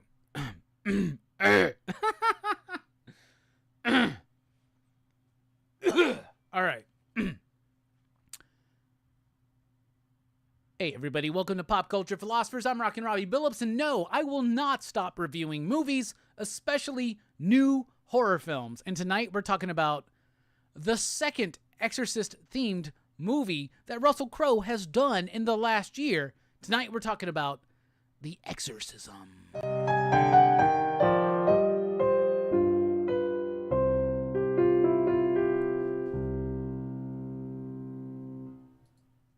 Y'all, I don't want to waste your time. This movie blows. This movie's not good. It's not good. I had incredibly low expectations for this movie. In fact, last night when I was hanging out with my homies, I was telling them, I'm going to go watch this movie tomorrow. It's probably going to suck. That lowers my expectations, so I hoped that this movie would subvert my expectations. Let's dive into it. So this movie, Russell Crowe is playing an alcoholic actor who has ruined his life. He has a wife who died of cancer while he was out chasing tail, chasing the bottom of a bottle, and this is kind of like his comeback picture, and it's like a remake of The Exorcist or some shit, and it has a lot of potential. First of all, let's talk about some pros here. I do think Russell Crowe delivered a really solid performance here. His accent, his body language, everything about what he was doing was subtle and really cool. So he is playing the priest in an exorcism movie, and what happens in the movie, this isn't really spoilers because it's in the trailer. He gets possessed by the demon that they're referencing in the movie. But the movie is mostly about his relationship with his daughter, right? And that's fine. And there's a lot of subtext and thematic material to play with here, including his daughter, including this blossoming romance between her and another actor or PA or something on the movie that they're filming. So it has the potential to be an exorcism movie that is a movie within a movie, right? And we even got Niles showing up. David Hyde Pierce shows up to play the priest in the movie, who is kind of like, I guess, their what's the term? But they're expert, they're on-set expert, right? He's there to give them information about being a priest So that's kind of like thrown in there as well. But none of it really works. This movie has a lot of potential because it could be a movie within a movie. Like, how meta. You're making a movie about an exorcism and your main actor gets possessed by the demon that you're referencing. But all in all, it becomes a really trite, a really by the numbers kind of movie that just does not work. I would not recommend this movie. My expectations were really low. Not a lot of people in this theater. It just came out this week. The Exorcism is what it's called. If you want to watch an Exorcist movie, watch The Exorcist. And then watch The Exorcist 3, right? And then watch The Exorcism of Emily Rose. Such a good movie. But The Exorcism does not cut the mustard. Not in the slightest. Russell Crowe's performance is really solid. But his journey... So he's like an actor who's got all this baggage in his past. It makes sense why a demon would latch onto him, but they don't really dive into explaining any of that. In fact, I would say that overall, the word I would use for this movie is underdeveloped. It's underdeveloped. Russell Crowe's good in his performance for what he has, but his character is underdeveloped. His daughter is an interesting character. Her love story with the other person on set is interesting, but underdeveloped. David Hyde Pierce, Niles from Frasier, showing up in a movie, playing a priest, is underdeveloped. All the thematic relevance, and is trying to make a bold statement about Catholicism, faith, lack of faith, alcoholism, addiction. It's trying to make a statement about melancholy and depression. Is trying to make a statement against the Catholic Church and some of the accusations, especially involving priests and young men. But it doesn't actually develop any of it. Everything in this movie is filled with potential, but never delivers and never develops. It's all underdeveloped. All of the characters, the thematic richness that is inherent in the idea, it's so underdeveloped. I mean, I'm sorry, that's the word I want to use. It's just not a good movie. And I wanted to like it. My expectations were so low. I started watching this movie. Act 1 was really solid. I was on board. I'm down for this dude. He's an actor trying to get back into a film role that's going to help set him over the edge. Something he can really sink his teeth into. The director of the film is the dude who gets his ass kicked at the end of Dazed and Confused. I want to say it's Adam Goldberg. Let me look that up and make sure that's true. Yes, Adam Goldberg, who I love as a performer, is the director in the film. He's probably my favorite performer in the film. His character is not underdeveloped, right? But the rest of them are. And Sam Worthington's in this movie. And I knew he was in the movie. I saw him in the movie. But after the movie, I was like, was he really in the fucking movie? There, Adrian Pasdar or Pascal or whatever, the fucking dude from Near Dark. He's in Top Gun. He was in Heroes. He's in the fucking movie. He gets a main credit. Why? He's in the very fucking beginning on something that's not really fully explained. There was so much potential in this movie, y'all, and it just fell flat. DOA, not good. Within a Violent Nature, I may not have liked the movie. I may have thought it was slightly boring, or I should say mostly boring, but I understand that they're trying something different there. And there's an element of me that enjoys that more. The Exorcism sucks. It sucks. It's a bad movie. It's got decent performances from most, really solid performance from Russell Crowe and from David Hyde Pierce, but those characters are so underdeveloped. Is there more on the cutting room floor or some shit? There's something missing in this movie. And what it is heart and a desire to make something meaningful. I don't know. It has a lot of potential. I love the concept of an exorcism movie where they're filming a movie about an exorcism and they know that they're leaning into the exorcist bits, but an actual demon possesses one of the main actors. I think that's a really cool idea. The main character being an alcoholic who had just recently lost his wife, who had a bad relationship with his daughter, who's trying to understand who she is and her sexuality.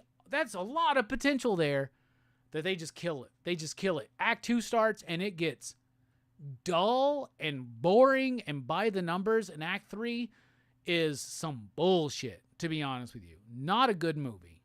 I would not recommend it. Do not watch The Exorcism. In fact, if you ever get tempted, like if it shows up on Amazon Prime or Peacock or Shudder or some other bullshit like that, like fucking skip it. Watch The Exorcist again. Watch The Exorcism of Emily Rose. Watch Legion, aka The Exorcist 3, second greatest psychological thriller of the 90s. Watch fucking anything else. Do not watch The Exorcism. And if you do watch it for the first like 20 minutes and then just like fill the rest of the movie with your own head canon, because it will be better than what the movie actually was. I call it as I see it, but I'm no expert in film reviews, of course. But out of 5 possible you digs, I would give this movie 1.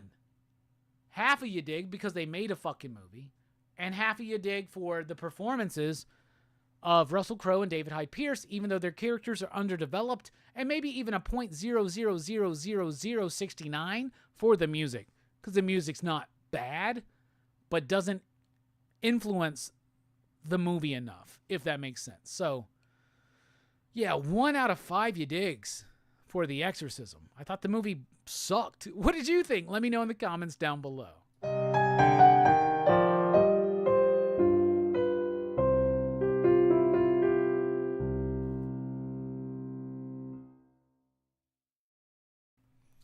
I fucking knew that movie was going to be bad, too. I knew it. I fucking knew that movie was going to be bad.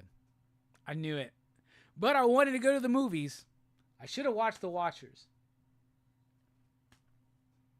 I fucking hated that movie. That was bad. Next week, though, Quiet Place Day 1. I am very excited for that, so that's cool.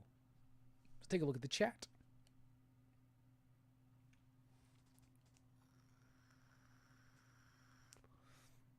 Yo, we got Verno in the house. What is up?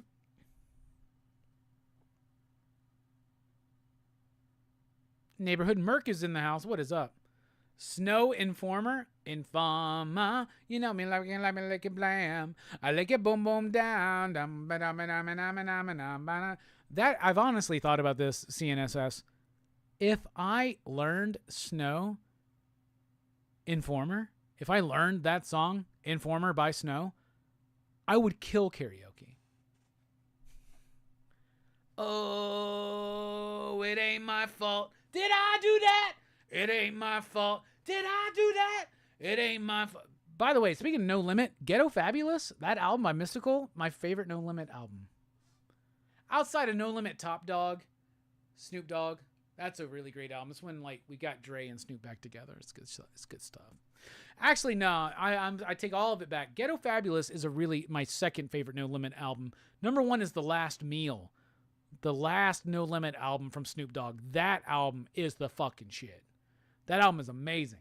It's got that dog, just go away, go away. Brothers can't be trusted, just come back another day. Fine. And it's got that, I got this hen in my cup, and this Buddha's got me stuck. I'm just trying to compose myself. I don't know why I act this way. I just want to be left alone. I'm just trying to enjoy myself. Oh no.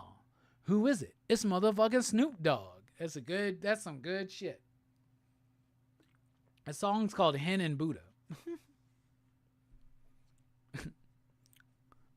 Oh, it ain't my fault. Eddie's in the house. Tune in for a show and get a song. Hell yeah. Oh, I've never seen The Hidden Death Rattle. I need to check that one out. Yep, the Ninth Configuration is part of the Exorcist story. I know. We did all 3 of those films on DHS.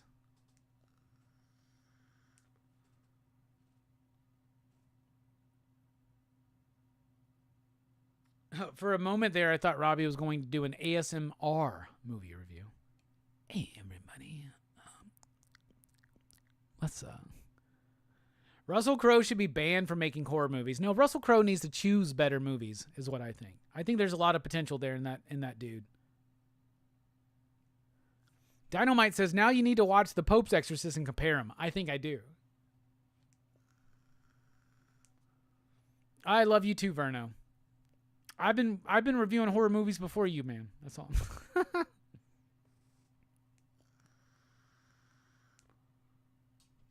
You've heard really bad things about The Exorcist? Like the original? That's a great movie. What are y'all talking about? Carrie says, so wait, the whole alcoholic short fuse actor that ruined his life was part of the plot of the movie and not just an intro telling people about Russell Crowe? Jesus. Yeah.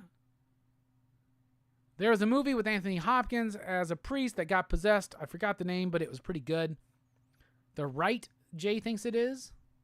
I've never seen that. Verno says, Late Night with the Devil has an exorcism possession element. I still have not seen that one. Hey, what's up, Brian? Brian puts together the CBC Awards, so everybody go vote for or nominate PCP for as many categories as you want, including Best Hands. Best Jam Hands. Let's do it.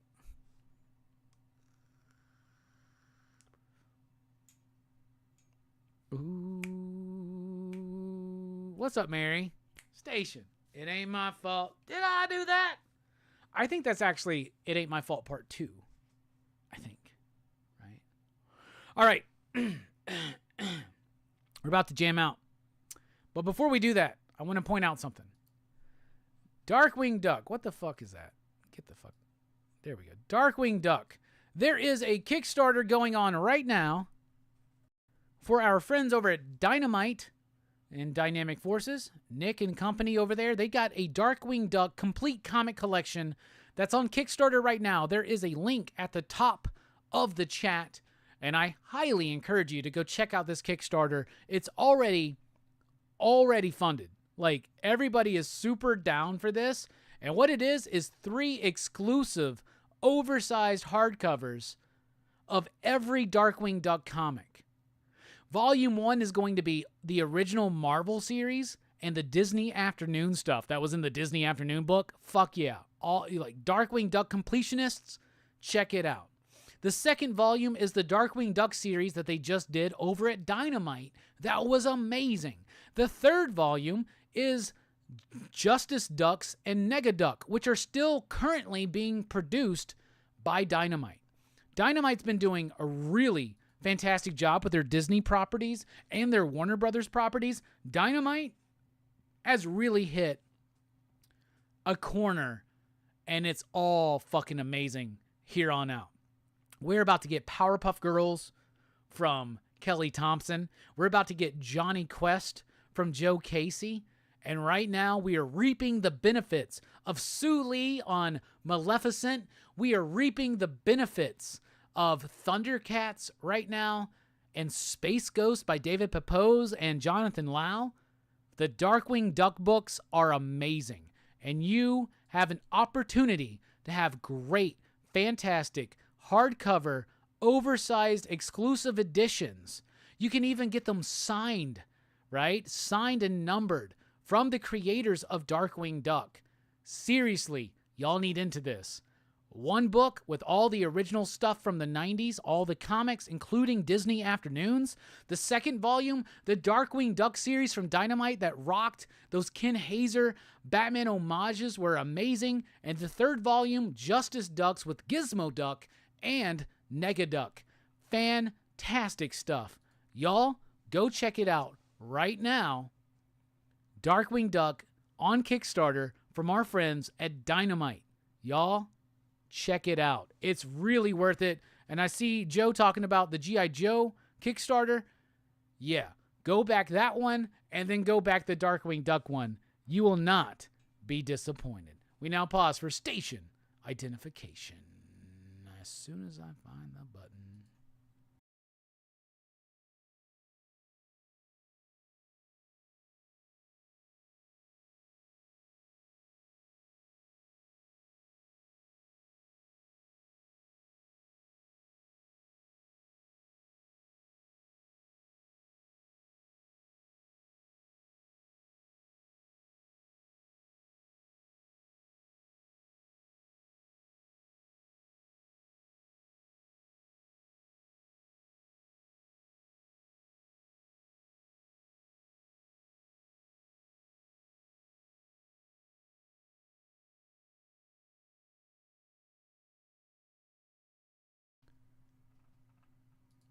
All right, we're about to kick it for a second. Look at this giant-ass bottle of tequila. This was not the only bottle of tequila last night. But we're going to do another shot. And we're going to rock out to something. We're going to play... Oh,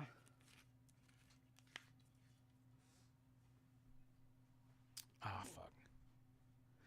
Y'all got me on a no-limit thing. All right, everybody take a moment. Go to your YouTubes. Look up this song. We're going to be doing a song by Mystical from the Blade soundtrack that I love.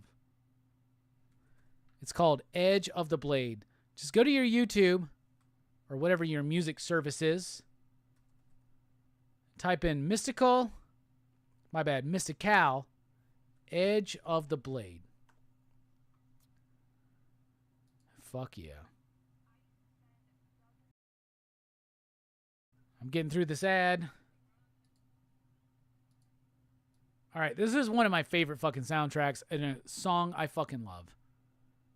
So we're going to rock out to this. So everybody get it ready. Edge of the Blade by Mystical.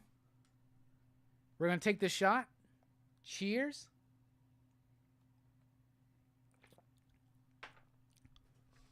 Delicious.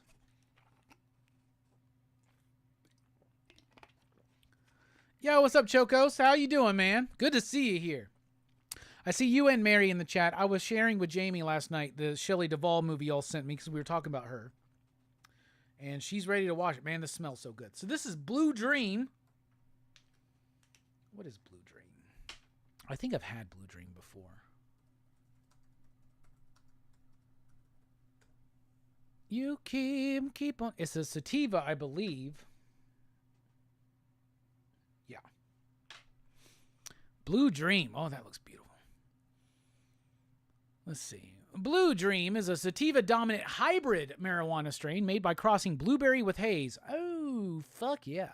The strain produces a balanced high along with effects such as cerebral stimulation and full body relaxation. Fuck yeah. It's used to treat symptoms of depression, chronic pain, and nausea. Originated in California and has since achieved legendary status amongst West Coaster. It smells so fucking good. Oh my God. That smells so good. All right. Stu, I love you too. It's not for a few more hours. I honestly thought tonight, excuse me. I thought tonight's show would just be like an hour, hour and a half. We're approaching 2. And we still haven't done the 20K giveaway, which we're about to do. All right, y'all. Get Edge of the Blade ready and clunk, play. I got something to tell you. But I'm different. I'm not like you. I'm not like others. It's like I've been here before. Boom. 5 is 5 the domain. Oh!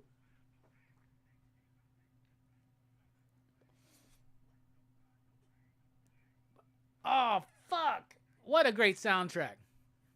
Just something vicious. No lyrics in front of me. I'm just going to roll with what I know. Memorized the book. I don't give a fuck how bland or blah. They're bound to give up. Yeah, here. They're bound to give up.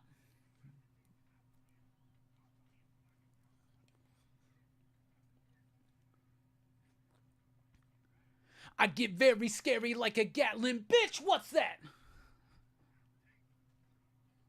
They just got to rap what I spread. Blade.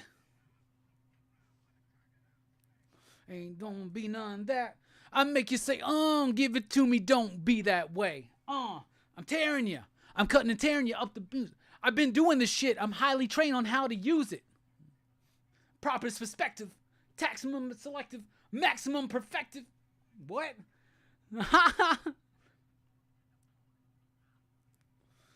Couldn't pop a rubber band on my brain. I slash him and blast him with the edge of the blade. Blade. Oh, so fucking good. This is good too. Blade.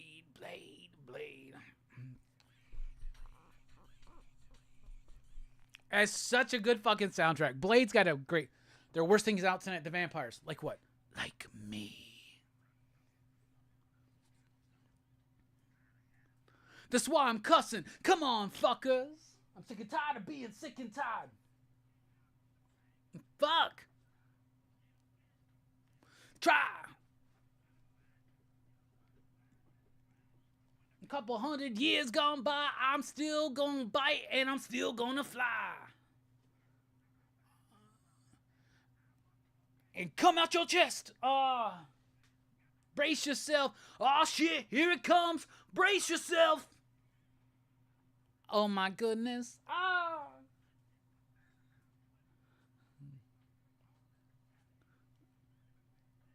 I hope y'all are listening to the song with me. But you can't even handle it. I'm the hand on the hammer, on the nail, on the coffin. I'm marching to a different drummer. I'm at the head of the parade with the edge of the blade.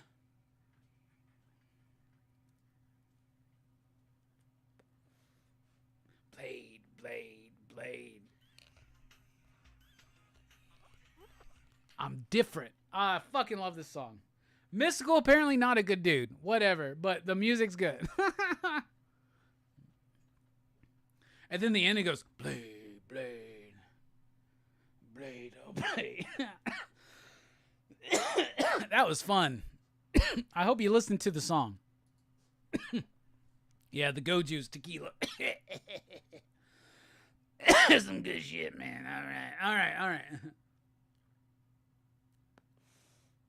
Also makes me think of DMX. Oh, shit. DMX. I fucking love DMX. Hey, yo, I'm slipping. I'm falling. I can't get up. Hey, yo, I'm slipping. I'm falling. I can't get up. Hey, yo, I'm slipping. Falling. Got to get up. Need a time so I can tear shit up. And then he did that song with fucking Marilyn Manson. The do and the cat and the dog. I'm so excited to do Blade for fucking PCP movie night. Seriously, for Action Fest, dude. Die Hard franchise, RoboCop, Last Action Hero, Blade, and the Dark Knight trilogy. Tell me a PCP movie night Action Fest that we've done that's better than this lineup. There's not one.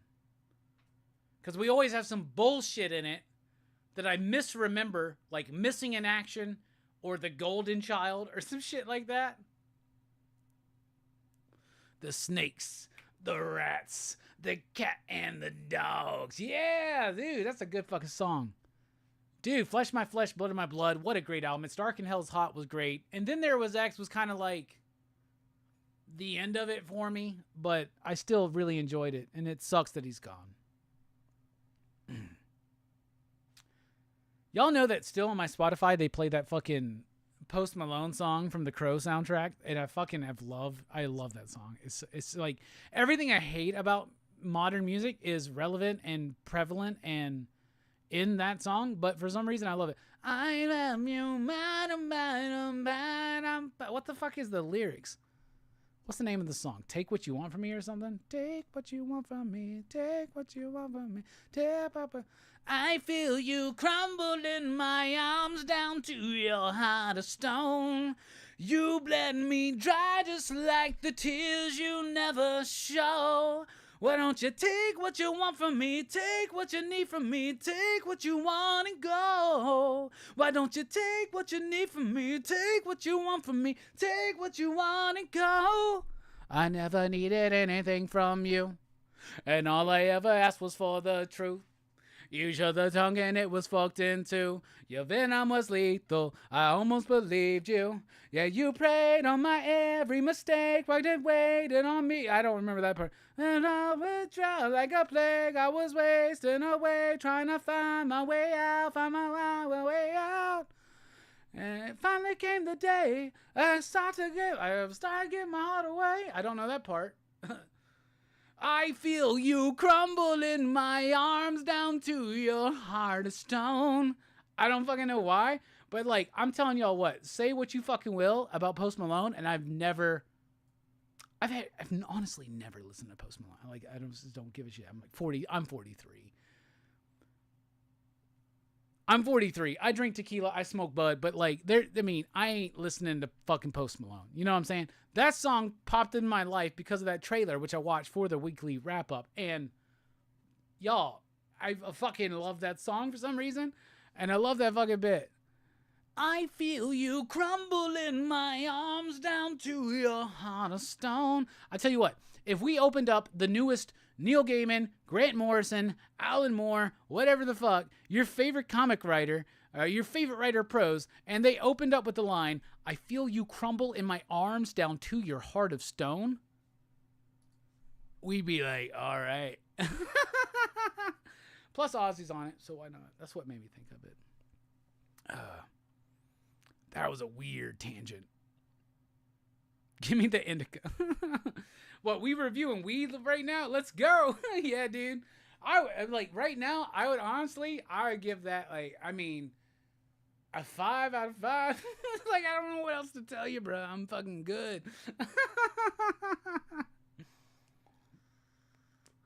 Oh my God. What has Rockin Robbie Live become? We're trying to get nominated for an award. Like, seriously, go to cbcawards.org, nominate us for whatever the fuck you want. But I'm really, really pushing for best live show, basically. Like, I forgot the way that they worded it, but best live show with community involvement or something like that, right? Like, Rockin Robbie Live. We've been doing this shit for fucking years, y'all. We've been doing this. We started, 2017? Doing Rockin Robbie Live? 2 years after we started? I always wanted to do live streams when we first started. I always wanted to do live streams. And then I remember doing my first one. Was that 2017? If it was, that means we're 7 years into live streaming. So that's pretty fucking dope. Anyway. Down to your heart of stone. What the fuck? What the fuck is wrong with me?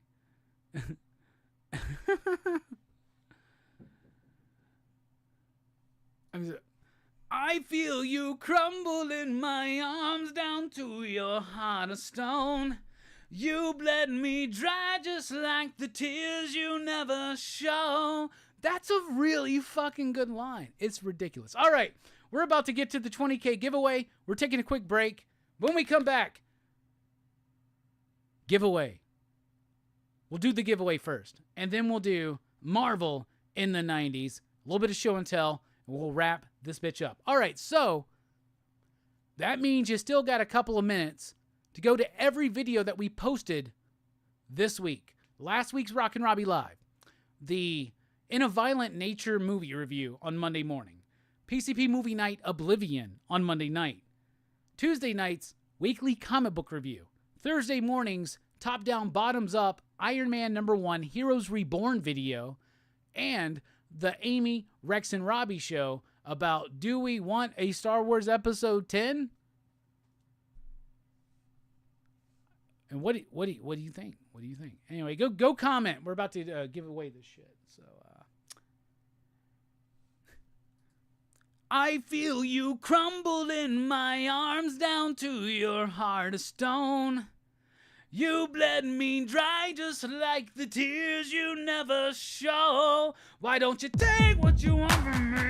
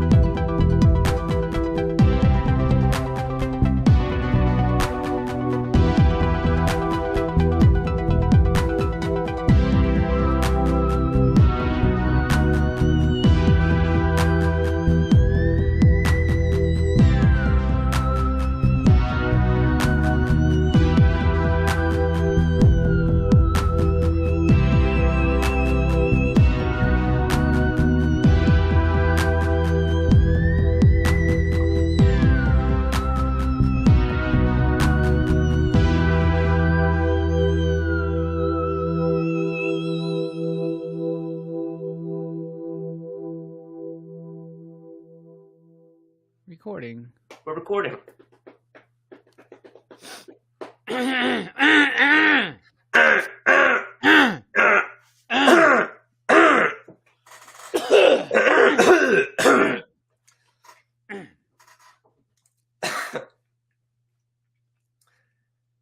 Hey, gang, welcome to...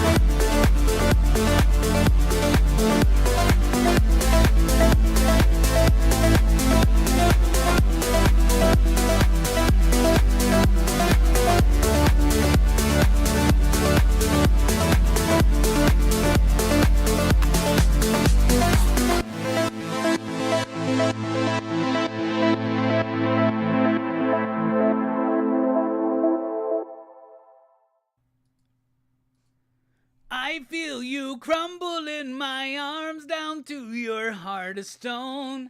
You bled me dry just like the tears you never show. I'm going to tell y'all what. I'm hearing really, really bad things about that. I'm hearing really bad things about that Crow movie coming out. But I'm going to tell you something. If they play that song in the right moment in that fucking movie, I'm gonna be wet. I'm just gonna say that. Like, I don't know why, but I love that fucking song. All right. What's up, everybody? Welcome back to Pop Culture Philosophers. Rockin Robbie Live. I am stoned. I am buzzed. Should we do another shot of tequila? No. We don't want to get into any kind of crazy rant. All right. Welcome back to Rockin Robbie Live. Twitter, X, at the Rockin Robbie. Facebook, Pop Culture Philosophers, and PCP Army, the official Pop Culture Philosophers Facebook group, and Instagram, Pop Culture Philosophers. We're there. We're on patreon.com/PCP if you want to help support the channel, get early access to the weekly comic book review, and the weekly pop culture wrap-up in audio format downloadable hours before they drop on YouTube, over at patreon.com/PCP like these fine PCP patrons right there, or with Super Chat. But all the support we need is to like, share, subscribe, and being a part of the channel. Thank you all so much. 20,000 people have subscribed over the almost 9 years of PCP. Some would say that's kind of slow growth. I got friends that started after me that have more subs. I have inspirations of YouTubers before me that had more. Someone we just recently lost, Benny, over at Comicstorian. Rob over at Comics Explained. Sal and the gang over at Comic Pop. Like, these are channels that I watched and I loved. And when we started PCP, so before we did PCP, we had a podcast called The Smile or Else Show. Mike was the host, I was the co-host, and we had a bunch of friends there. And I had a podcast called Rockin with Rockin Robbie, and Rockin with Rockin Robbie is basically what we're doing right now, right? That's what we've been doing for 7 years or whatever. But like, when we first started, like, it was like, okay, I wanted to make movies, and I started a production company called Smile or Else Productions, and wrote a bunch of movies and some ideas. Never did anything with it, never made them, nothing like that, right? But I've got these ideas, right? But that was Smile or Else, right? And then I was into music too. So our music label was also Smile or Else Productions. It was the same umbrella. It was this company. The company that actually still produces, technically, Pop Culture Philosophers. So Smile or Else Productions is my company that I've had since I was a fucking teenager, basically. And whether it's legal or not, it's real in my head, so it's real in the real life. So we were doing music, and I was like, we need a website. And my buddy Kevin, who I did my music with in the Basement Show, he was skeptic. I was contact. And he was like, we need something that's like done every single week. Like something we can update every single week. And I was like, well, we can't do a new song every week, right? It's like, I know, but we need something to drive people to want to come back to the site. Like, you know, like a podcast or something. I was like, what's a podcast? Isn't a podcast like a radio show on your iPod? He's like, yeah, something like that. It's like all this. And I was like, I can do that. I've been doing that my whole fucking life. The very first ever podcast, show, whatever the fuck you want to call it, was done by me and my cousins, Jeff and Mike, Jazzy Jeff, Magic Mike, and Rockin Robbie. And we recorded a fake radio show on a tape so that we could like just play it and listen to it. We had songs we would put in, we'd splice it in, all that shit, right? I loved doing that shit when I was like 9. You know what I'm saying? Like, I loved that shit. And that was always something on my brain. Like, I loved recording myself talking about shit. I would do that. I would have these tape recorders, and I would talk and just fucking record shit. And I would make these little radio shows. And I started doing that in middle school, and in particular high school as well. And I had friends. My friends at the time would be my guests. I was Rockin Robbie. We had a few shows. There was the initial show, Rockin' with Rockin Robbie. Then we had a show called The Top 5 Times 2, which was a top 10 countdown show in which we would have people nominate. We would have this, it's back in the 90s when I'm in high school, and we would pass around this piece of fucking paper, right, where people would nominate songs, right, for the top 10 countdown. And they would pass this around the school, and it would get back to me at the end of the day. I would tally up the votes, and we would have our weekly top 10 songs of Lee High School in 1997, 1998, 1999, you know? And at the same time, I was doing this comic strip called the Lehigh Chronicles with me and my friends in a very humorous and silly kind of fucking way. I was sharing our exaggerated adventures, and that got passed around every day. We would do these shows. People would vote for the music, and then we would literally make one fucking copy of this shit. We would record it. I'd have my friends over. We'd turn on the lights. I didn't even smoke weed really at this time, right? So like, didn't drink, didn't smoke weed. We were just fucking goofing and having fun, right? Playing music that we loved, that people voted on. And then we would add in these little bits, right? Like I would do the Bill Clinton impersonation. My buddy Danny Disco Draco would come in and do this Sean Connery bit. So that's what we called him, Draco from Dragonheart. He'd be like, brother, let me tell you something. But I did the Bill Clinton, and it was terrible. We would try to riff on things. It was influenced by like my love of like Saturday Night Live, satirical of the moment content, you know? And yeah, so like that, we did that. And like Rockin Robbie Live or Rockin with Rockin Robbie was like the main thing. Some of those podcasts during a revival that we did at the start of Smile or Else in that website, some of those are here on the channel. So you should check that out. And they're also on our website. And all the Smile or Else. So then we eventually morphed that into Smile or Else. And we still do the same thing, but YouTube and the internet has changed the game, right? But we're still doing Rockin' with Rockin' Robbie, or the Yak Club, or the 1 through 5 times 2, which was like, to me, being so fucking clever. But we would always have these fucking bits, and one of our bits was like Jerky Boy shit. We would like call like convenience stores and like prank call them and shit. It's so silly. I figured out a way to like hook everything up so that the recorder and us could hear the people we were calling.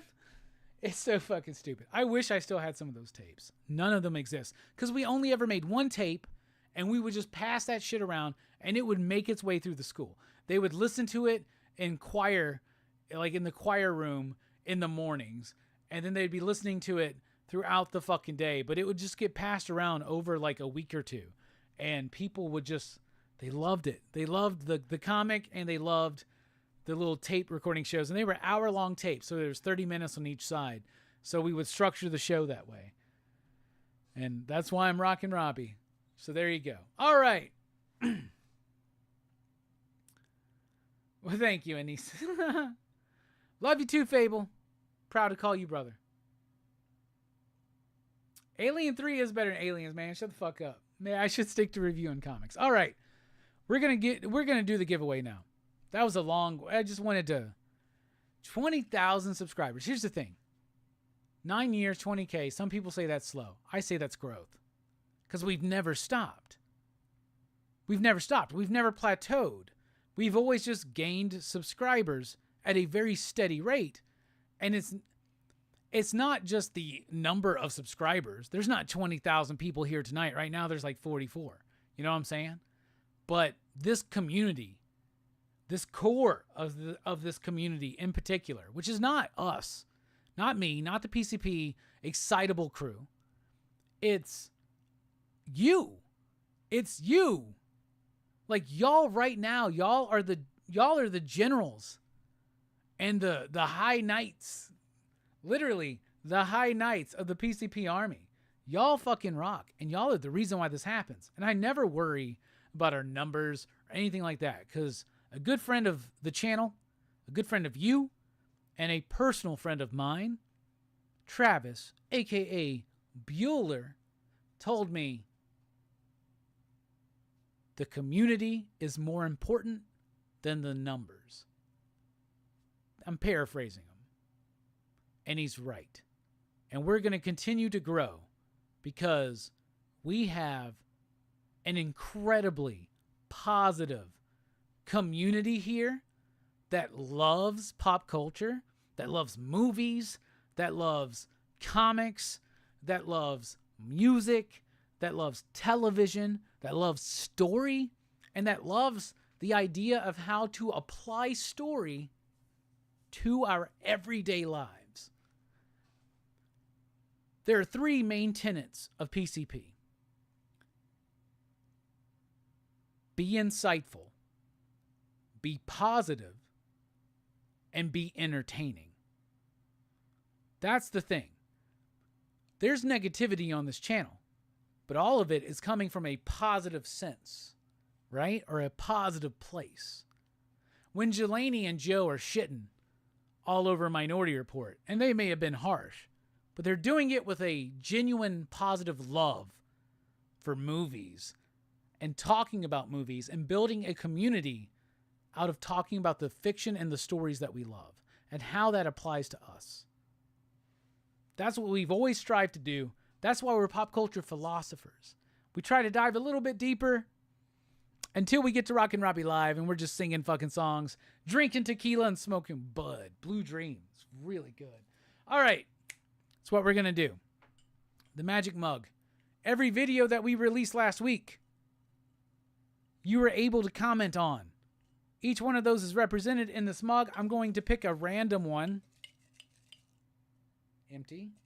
A random one. Here it is. I'm going to reveal this video, and we're going to go and comment generate a winner from that video. And this video is... I crumpled these up so it's tiny.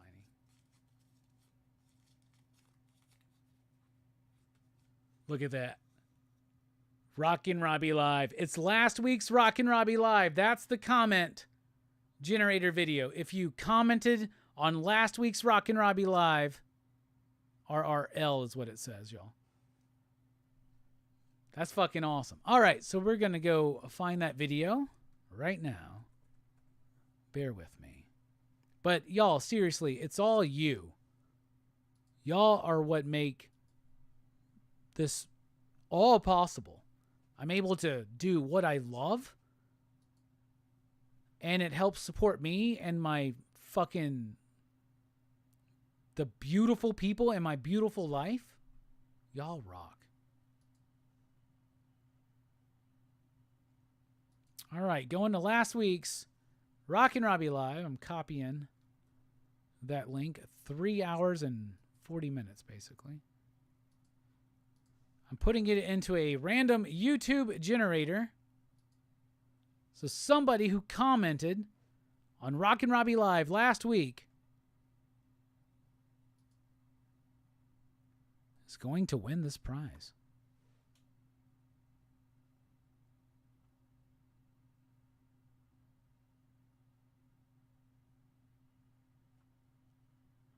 Okay, hit that button, right? What? Oh, I gotta do math. Is that a plus sign or a division sign? What the fuck?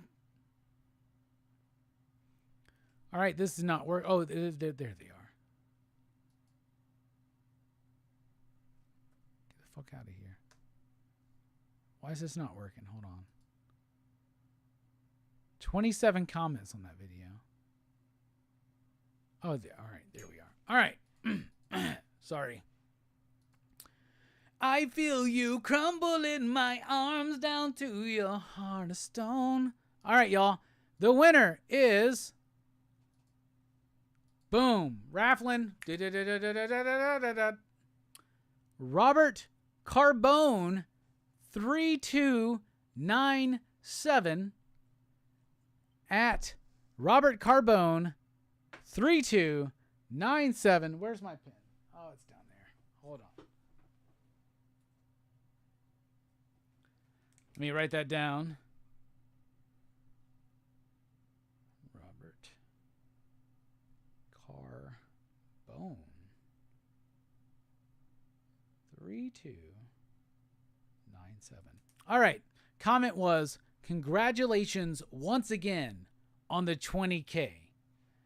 Robert Carbone, you are the winner of the 20K giveaway. I'll be in touch. I'll comment on your comment and be in touch. But if you're watching or anything like that, or if you just happen to find out, just let us know. We want to make sure we know where you are and you can get the prize. Hell yeah, y'all. Thank you so much, y'all, for chilling with us tonight. We could end the show now, but we're not going to do that. Now that we've done the giveaway, it's time to go back. How far back in time to a Liefeld surprise? It's time for Marvel in the 90s. Hey everybody, welcome to Pop Culture Philosophers. I'm Rockin Robbie Billups, and today we're talking about Heroes Reborn Captain America #2 from Rob Liefeld. That's right, everybody. Welcome to Pop Culture Philosophers. Thanks for checking out the video. I am Rockin Robbie Billups, and I am going through Heroes Reborn right now. Jim Lee, Rob Liefeld, they got the keys to some of the core old-school Marvel characters to try to reinvigorate them for the 90s, boost those sales, get some attention on them. Jim Lee got Fantastic Four and Iron Man. Rob Liefeld took full control of Captain America and the Avengers, and here we are with Captain America #2. Now, we've already gone through the first issue of this, so if you missed out on that, I definitely encourage you to check that out. But first of all, I do want to say sales dipped a little bit from issue 1 to 2. Now, that is to be expected. That always happens, because one of the things I'm doing as we're going through Heroes Reborn is to kind of look at the numbers and see what was going down with the sales. Now, this issue of Captain America still came in pretty respectable, though it did fall out of the top 10. Came in at number 11 with about 131,000 comics. Now, that is nothing to sneeze at today, but back then,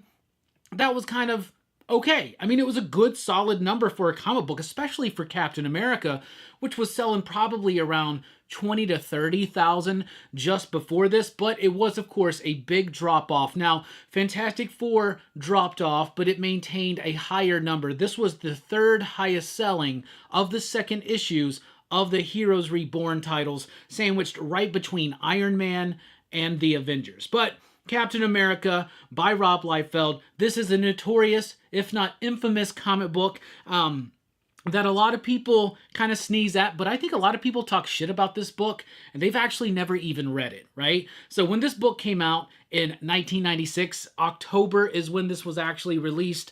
I was super excited for Jim Lee on Fantastic Four and his company Wildstorm doing Iron Man.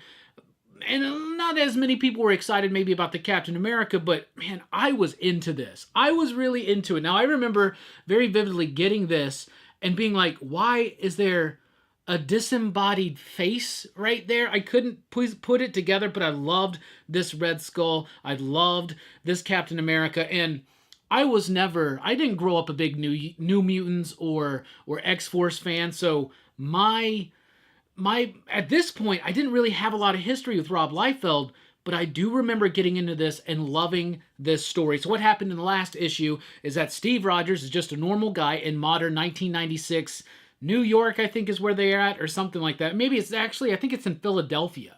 I think it takes place in Philadelphia. I could be wrong with that. Steve Rogers does not remember being Captain America. He's not suspended in ice or anything like that.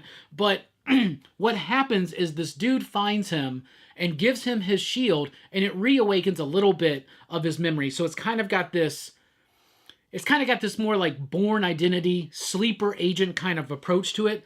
Now, one thing that I realized here in issue number 2 is that this is a very slow burn. And this isn't typical of comic books in the 90s. And it's very interesting to compare this to, for instance, Jim Lee's Fantastic Four number 2, which I talked about on one of our last videos, having a whole bunch of story jammed in. This one is very much a decompressed story. And this is decompressed storytelling a little bit before Bendis came in and started kind of really making it the norm. But let's crack open this bad boy. Let's see what happens. The last time we left Captain America, he had just been awakened, but he doesn't have all of his memories back. But he is now aware that maybe these forces are coming after his wife and his kid. So he runs back home into the house to find his wife and kid, Peggy and Rick. Peggy and Rick, so Rick Barnes and Peggy Carter. I like that touch. I really like this double page splash. You're going to see a lot of empty space in the background, but it kind of breaks up the flow. I actually really like the layout here. That's one of the things I think Rob Liefeld is really good at, is laying out a comic book, making it kind of exciting. This is a Kirby type image. I'm not saying that it looks like Kirby's marks. I'm not saying anything like that. And John Sabal, by the way, is the inker here. But I love Rob Liefeld's faces, but look at that energy, the hand coming right at you like that. Those are Kirbyisms, and those are things that Rob Liefeld understands as part of comic book language, and they're things that he utilizes, right? So some really empty space here, much less than we're typically used to sometimes from Liefeld, but it's not as cluttered looking as, say, the Jim Lee Fantastic Four pages. It looks very clean and spacious. But it's actually something that I like about this book. I mean, look at Frank Miller on the Wolverine series, right? Like you'll see a lot of these kind of tricks and stuff, but it actually is part of the storytelling. I know it's empty space, but it's actually kind of at least the storytelling kind of still holds true, what storytelling there is. He goes and sees his wife. She's like in this catatonic state, but she's like eyes open and smile wide. Same thing with his son. Some just doofy ass Rob Liefeld faces that I just honestly absolutely freaking adore. I think it's great. Then somebody comes in, and who is it?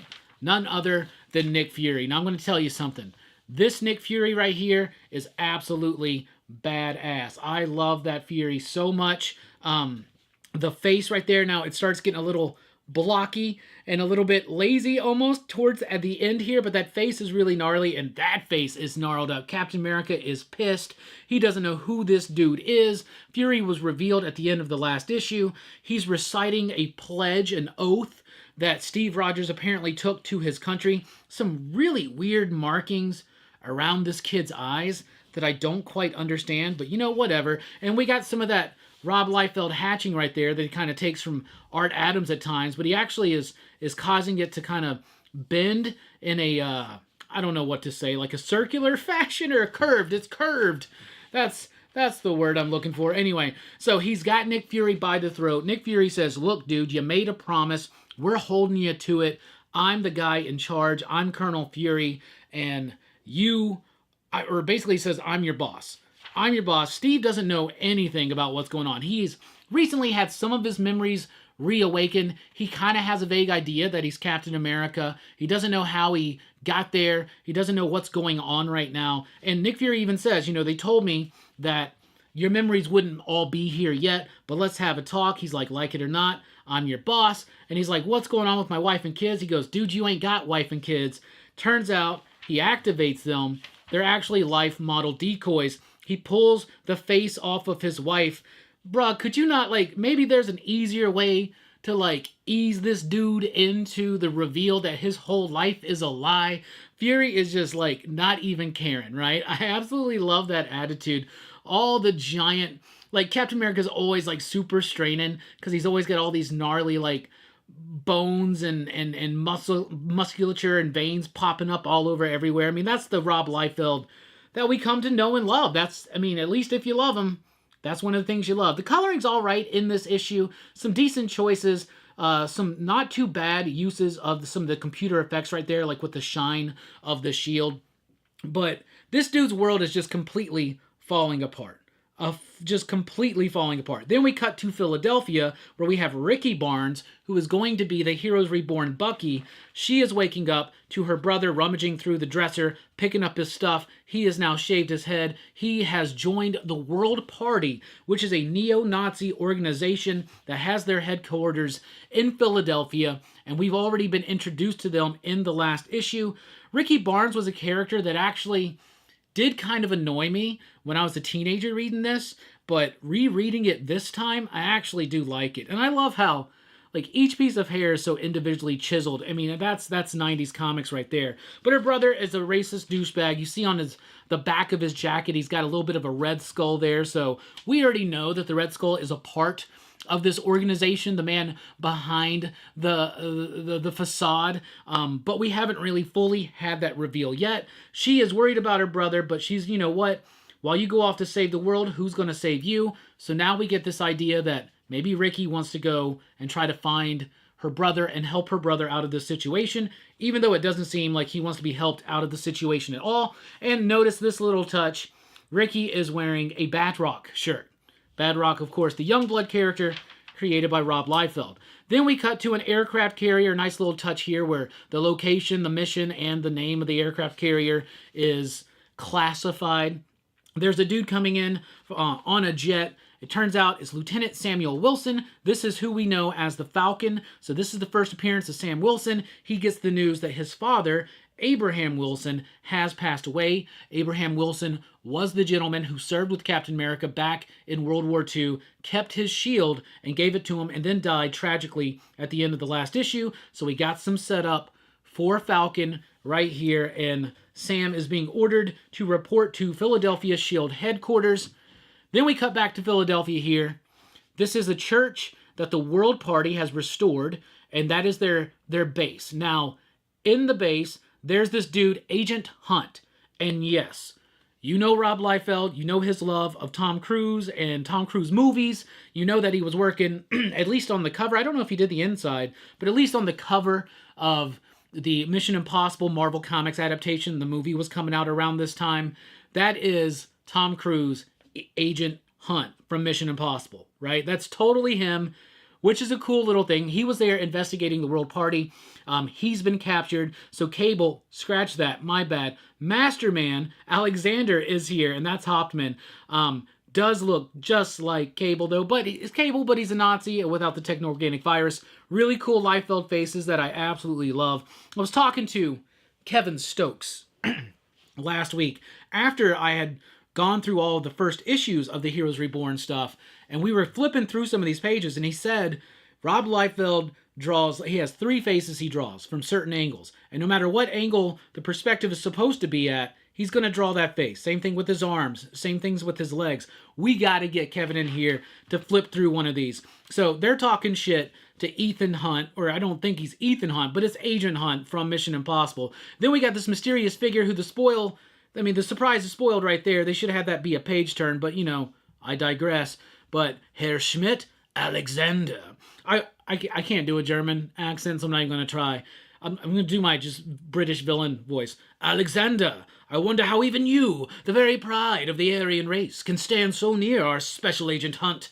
The stench nearly overwhelms me. It is the smell of fear. He reeks of it. He is not afraid of anyone in this room, mind you, even me. It is the truth that frightens him so. He knows he lives in an America that is torn apart, divided by race, by wealth, by hatred. He knows all is lost. America is already defeated, and we have yet begun to fight. And what a badass Red Skull. Say what you will about Rob Liefeld, that's a badass Red Skull, and that's the end of the issue. We get little pieces. We still don't have the full explanation on why Steve Rogers is in this situation. Now, I know it's because he's kind of like a sleeper agent type thing, but that's not something that's been revealed in these pages, or why QVC Collectibles Hour.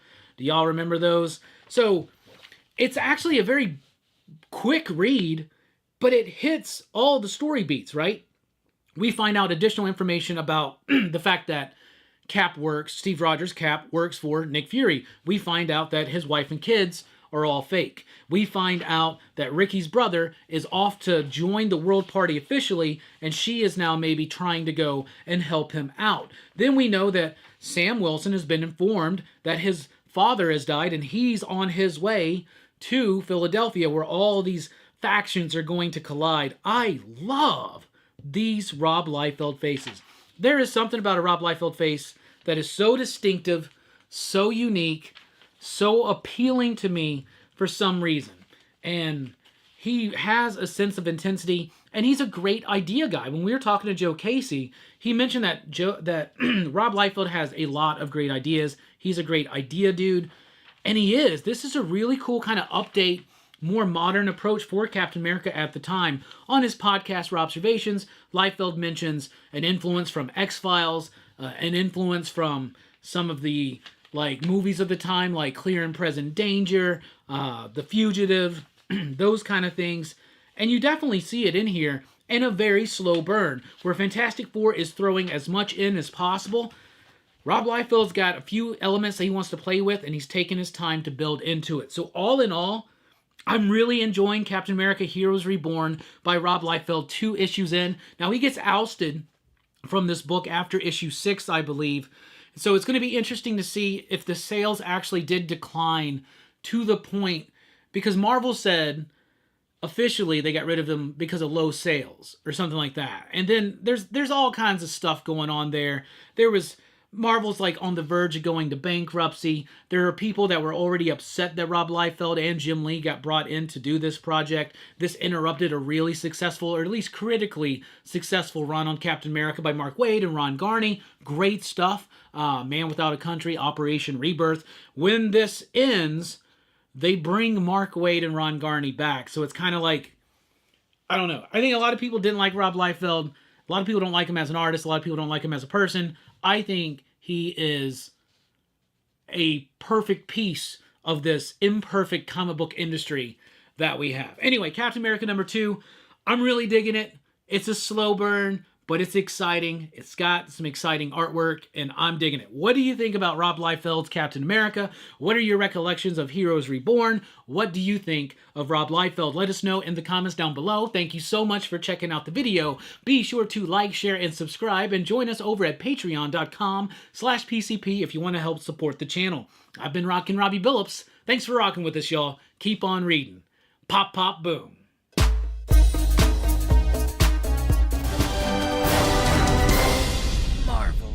in the night. All right, time to wrap up the show with some show and tell. Just got a few things here, but we got this Anti-Eternia He-Man. He's like the evil antithesis of He-Man. This came out in 2022. Finally picked mine up not too long ago. So I wanted to show that off. Yep. Then we've got another one I picked up not too long ago. This is Metal Hawk from Transformers. I remember him being a pretender, I guess. I was never super into those. And it's like, it doesn't like seem like he like really portrays the pretender mode or whatever, but it's a fucking jet. So, there you go. All right. Triple Changers. Us Transformers fans love Triple Changers.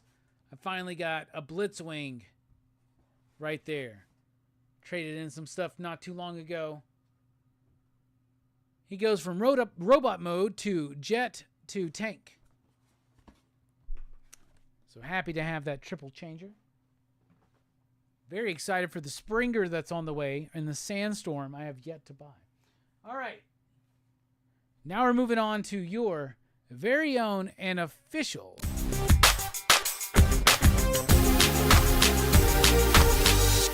Final Five. All right, we're going through the DVD collection. So when we last left, I had Abbott and Costello Volume 2. And here is Volume 3. Now, Volume 3 includes Abbott and Costello Meet Frankenstein, which is my favorite. Mexican Hayride. Meet the Killer, Boris Karloff, which is really good. In the Foreign Legion. Meet the Invisible Man. You know why I own this one. Come Around the Mountain, Lost in Alaska, and Go to Mars. Which I've never seen the Go to Mars one. But I love Abbott and Costello. It's still in my DVD collection. I just have those 2 volumes of Abbott and Costello movies. Next up, another Disney movie I've never upgraded from. Aladdin. I fucking love this movie. Got it with a slip, y'all. Let's represent those Disney slips. We were talking about favorite directors earlier. Martin Scorsese is one of my favorites, and I love this movie. Alice Doesn't Live Here Anymore. Don't own this on Blu-ray, but I've always held on to my DVD copy. Chris Christopherson, Ellen Bernstein. This is a really good movie that is the inspiration for the show Alice. Another Disney. How about Alice in Wonderland with the slip, y'all? I'm talking about, this is like primo stuff, right? This one opens up. Check this out. A slip with a gatefold cover or some shit. It's so stupid. There's no reason for it to do that, but yeah. Includes a virtual Wonderland party, it says at the end. I don't even know what the fuck that is. You gotta be a virtual Wonderland party. All right, we're gonna do that. Here's another thing I've never upgraded. One of my favorite movies, Cameron Crowe film that I adore, and I remember this was a big deal to have in my collection when it first released, and I've never gotten the Blu-ray version, but it's Almost Famous, the bootleg edition. I fucking love Almost Famous, and this is like the director's cut or the extended cut, and I still inside right here have the album from Stillwater, the fake band in the movie, and I love the fucking music in this film. We gotta do that on PCP Movie Night. What is this? This is a really cool set. Oh, this is just this. It's got some notes on the inside. Y'all, do you remember Almost Famous? I fucking love that movie. And this is a cool set. I think it has 2 discs. Yeah, it's got the theatrical and the, what they call the bootleg cut, which I think both are really fucking great. So, Almost Famous. And that wraps up your official and very own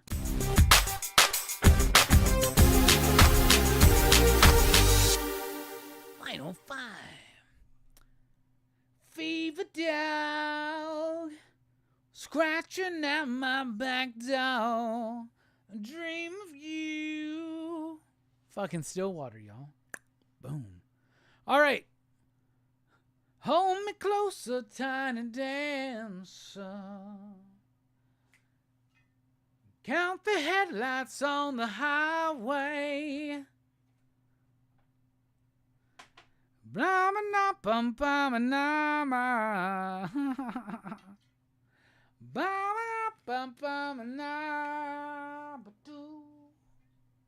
Here's to you, PCP Army, 20K, y'all. And beyond. Tequila shot. All right, y'all. We're dipping out. But do remember that the exorcism sucks. But tomorrow night, PCP movie night, we wrap up Crew's Choice with Collateral. This is going to be a great discussion of Michael Mann film.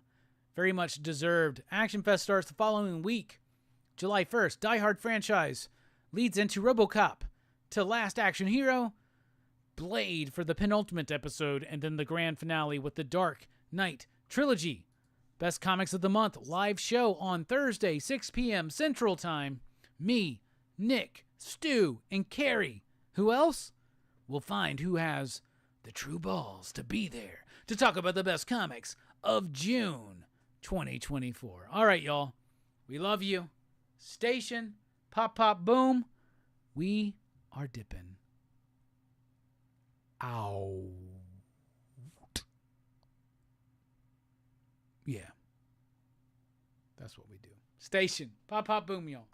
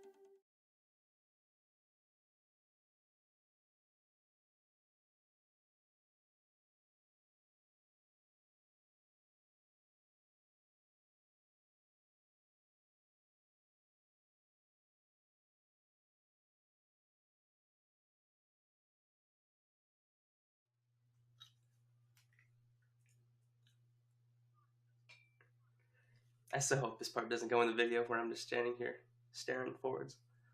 That'd be so embarrassing.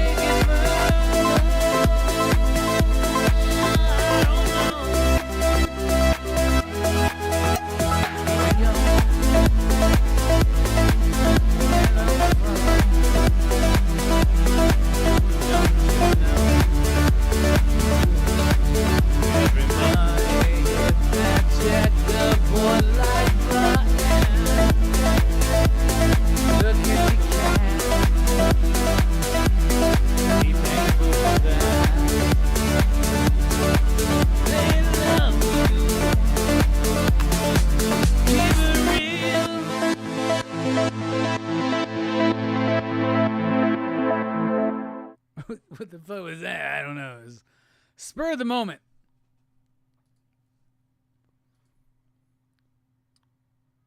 Oh. We're doing it. Fuck yeah. I feel you crumbled in my arms down to your heart of stone. You bled me dry just like the tears you never show. Take what you want from me, take what you need from me, take what you want and go.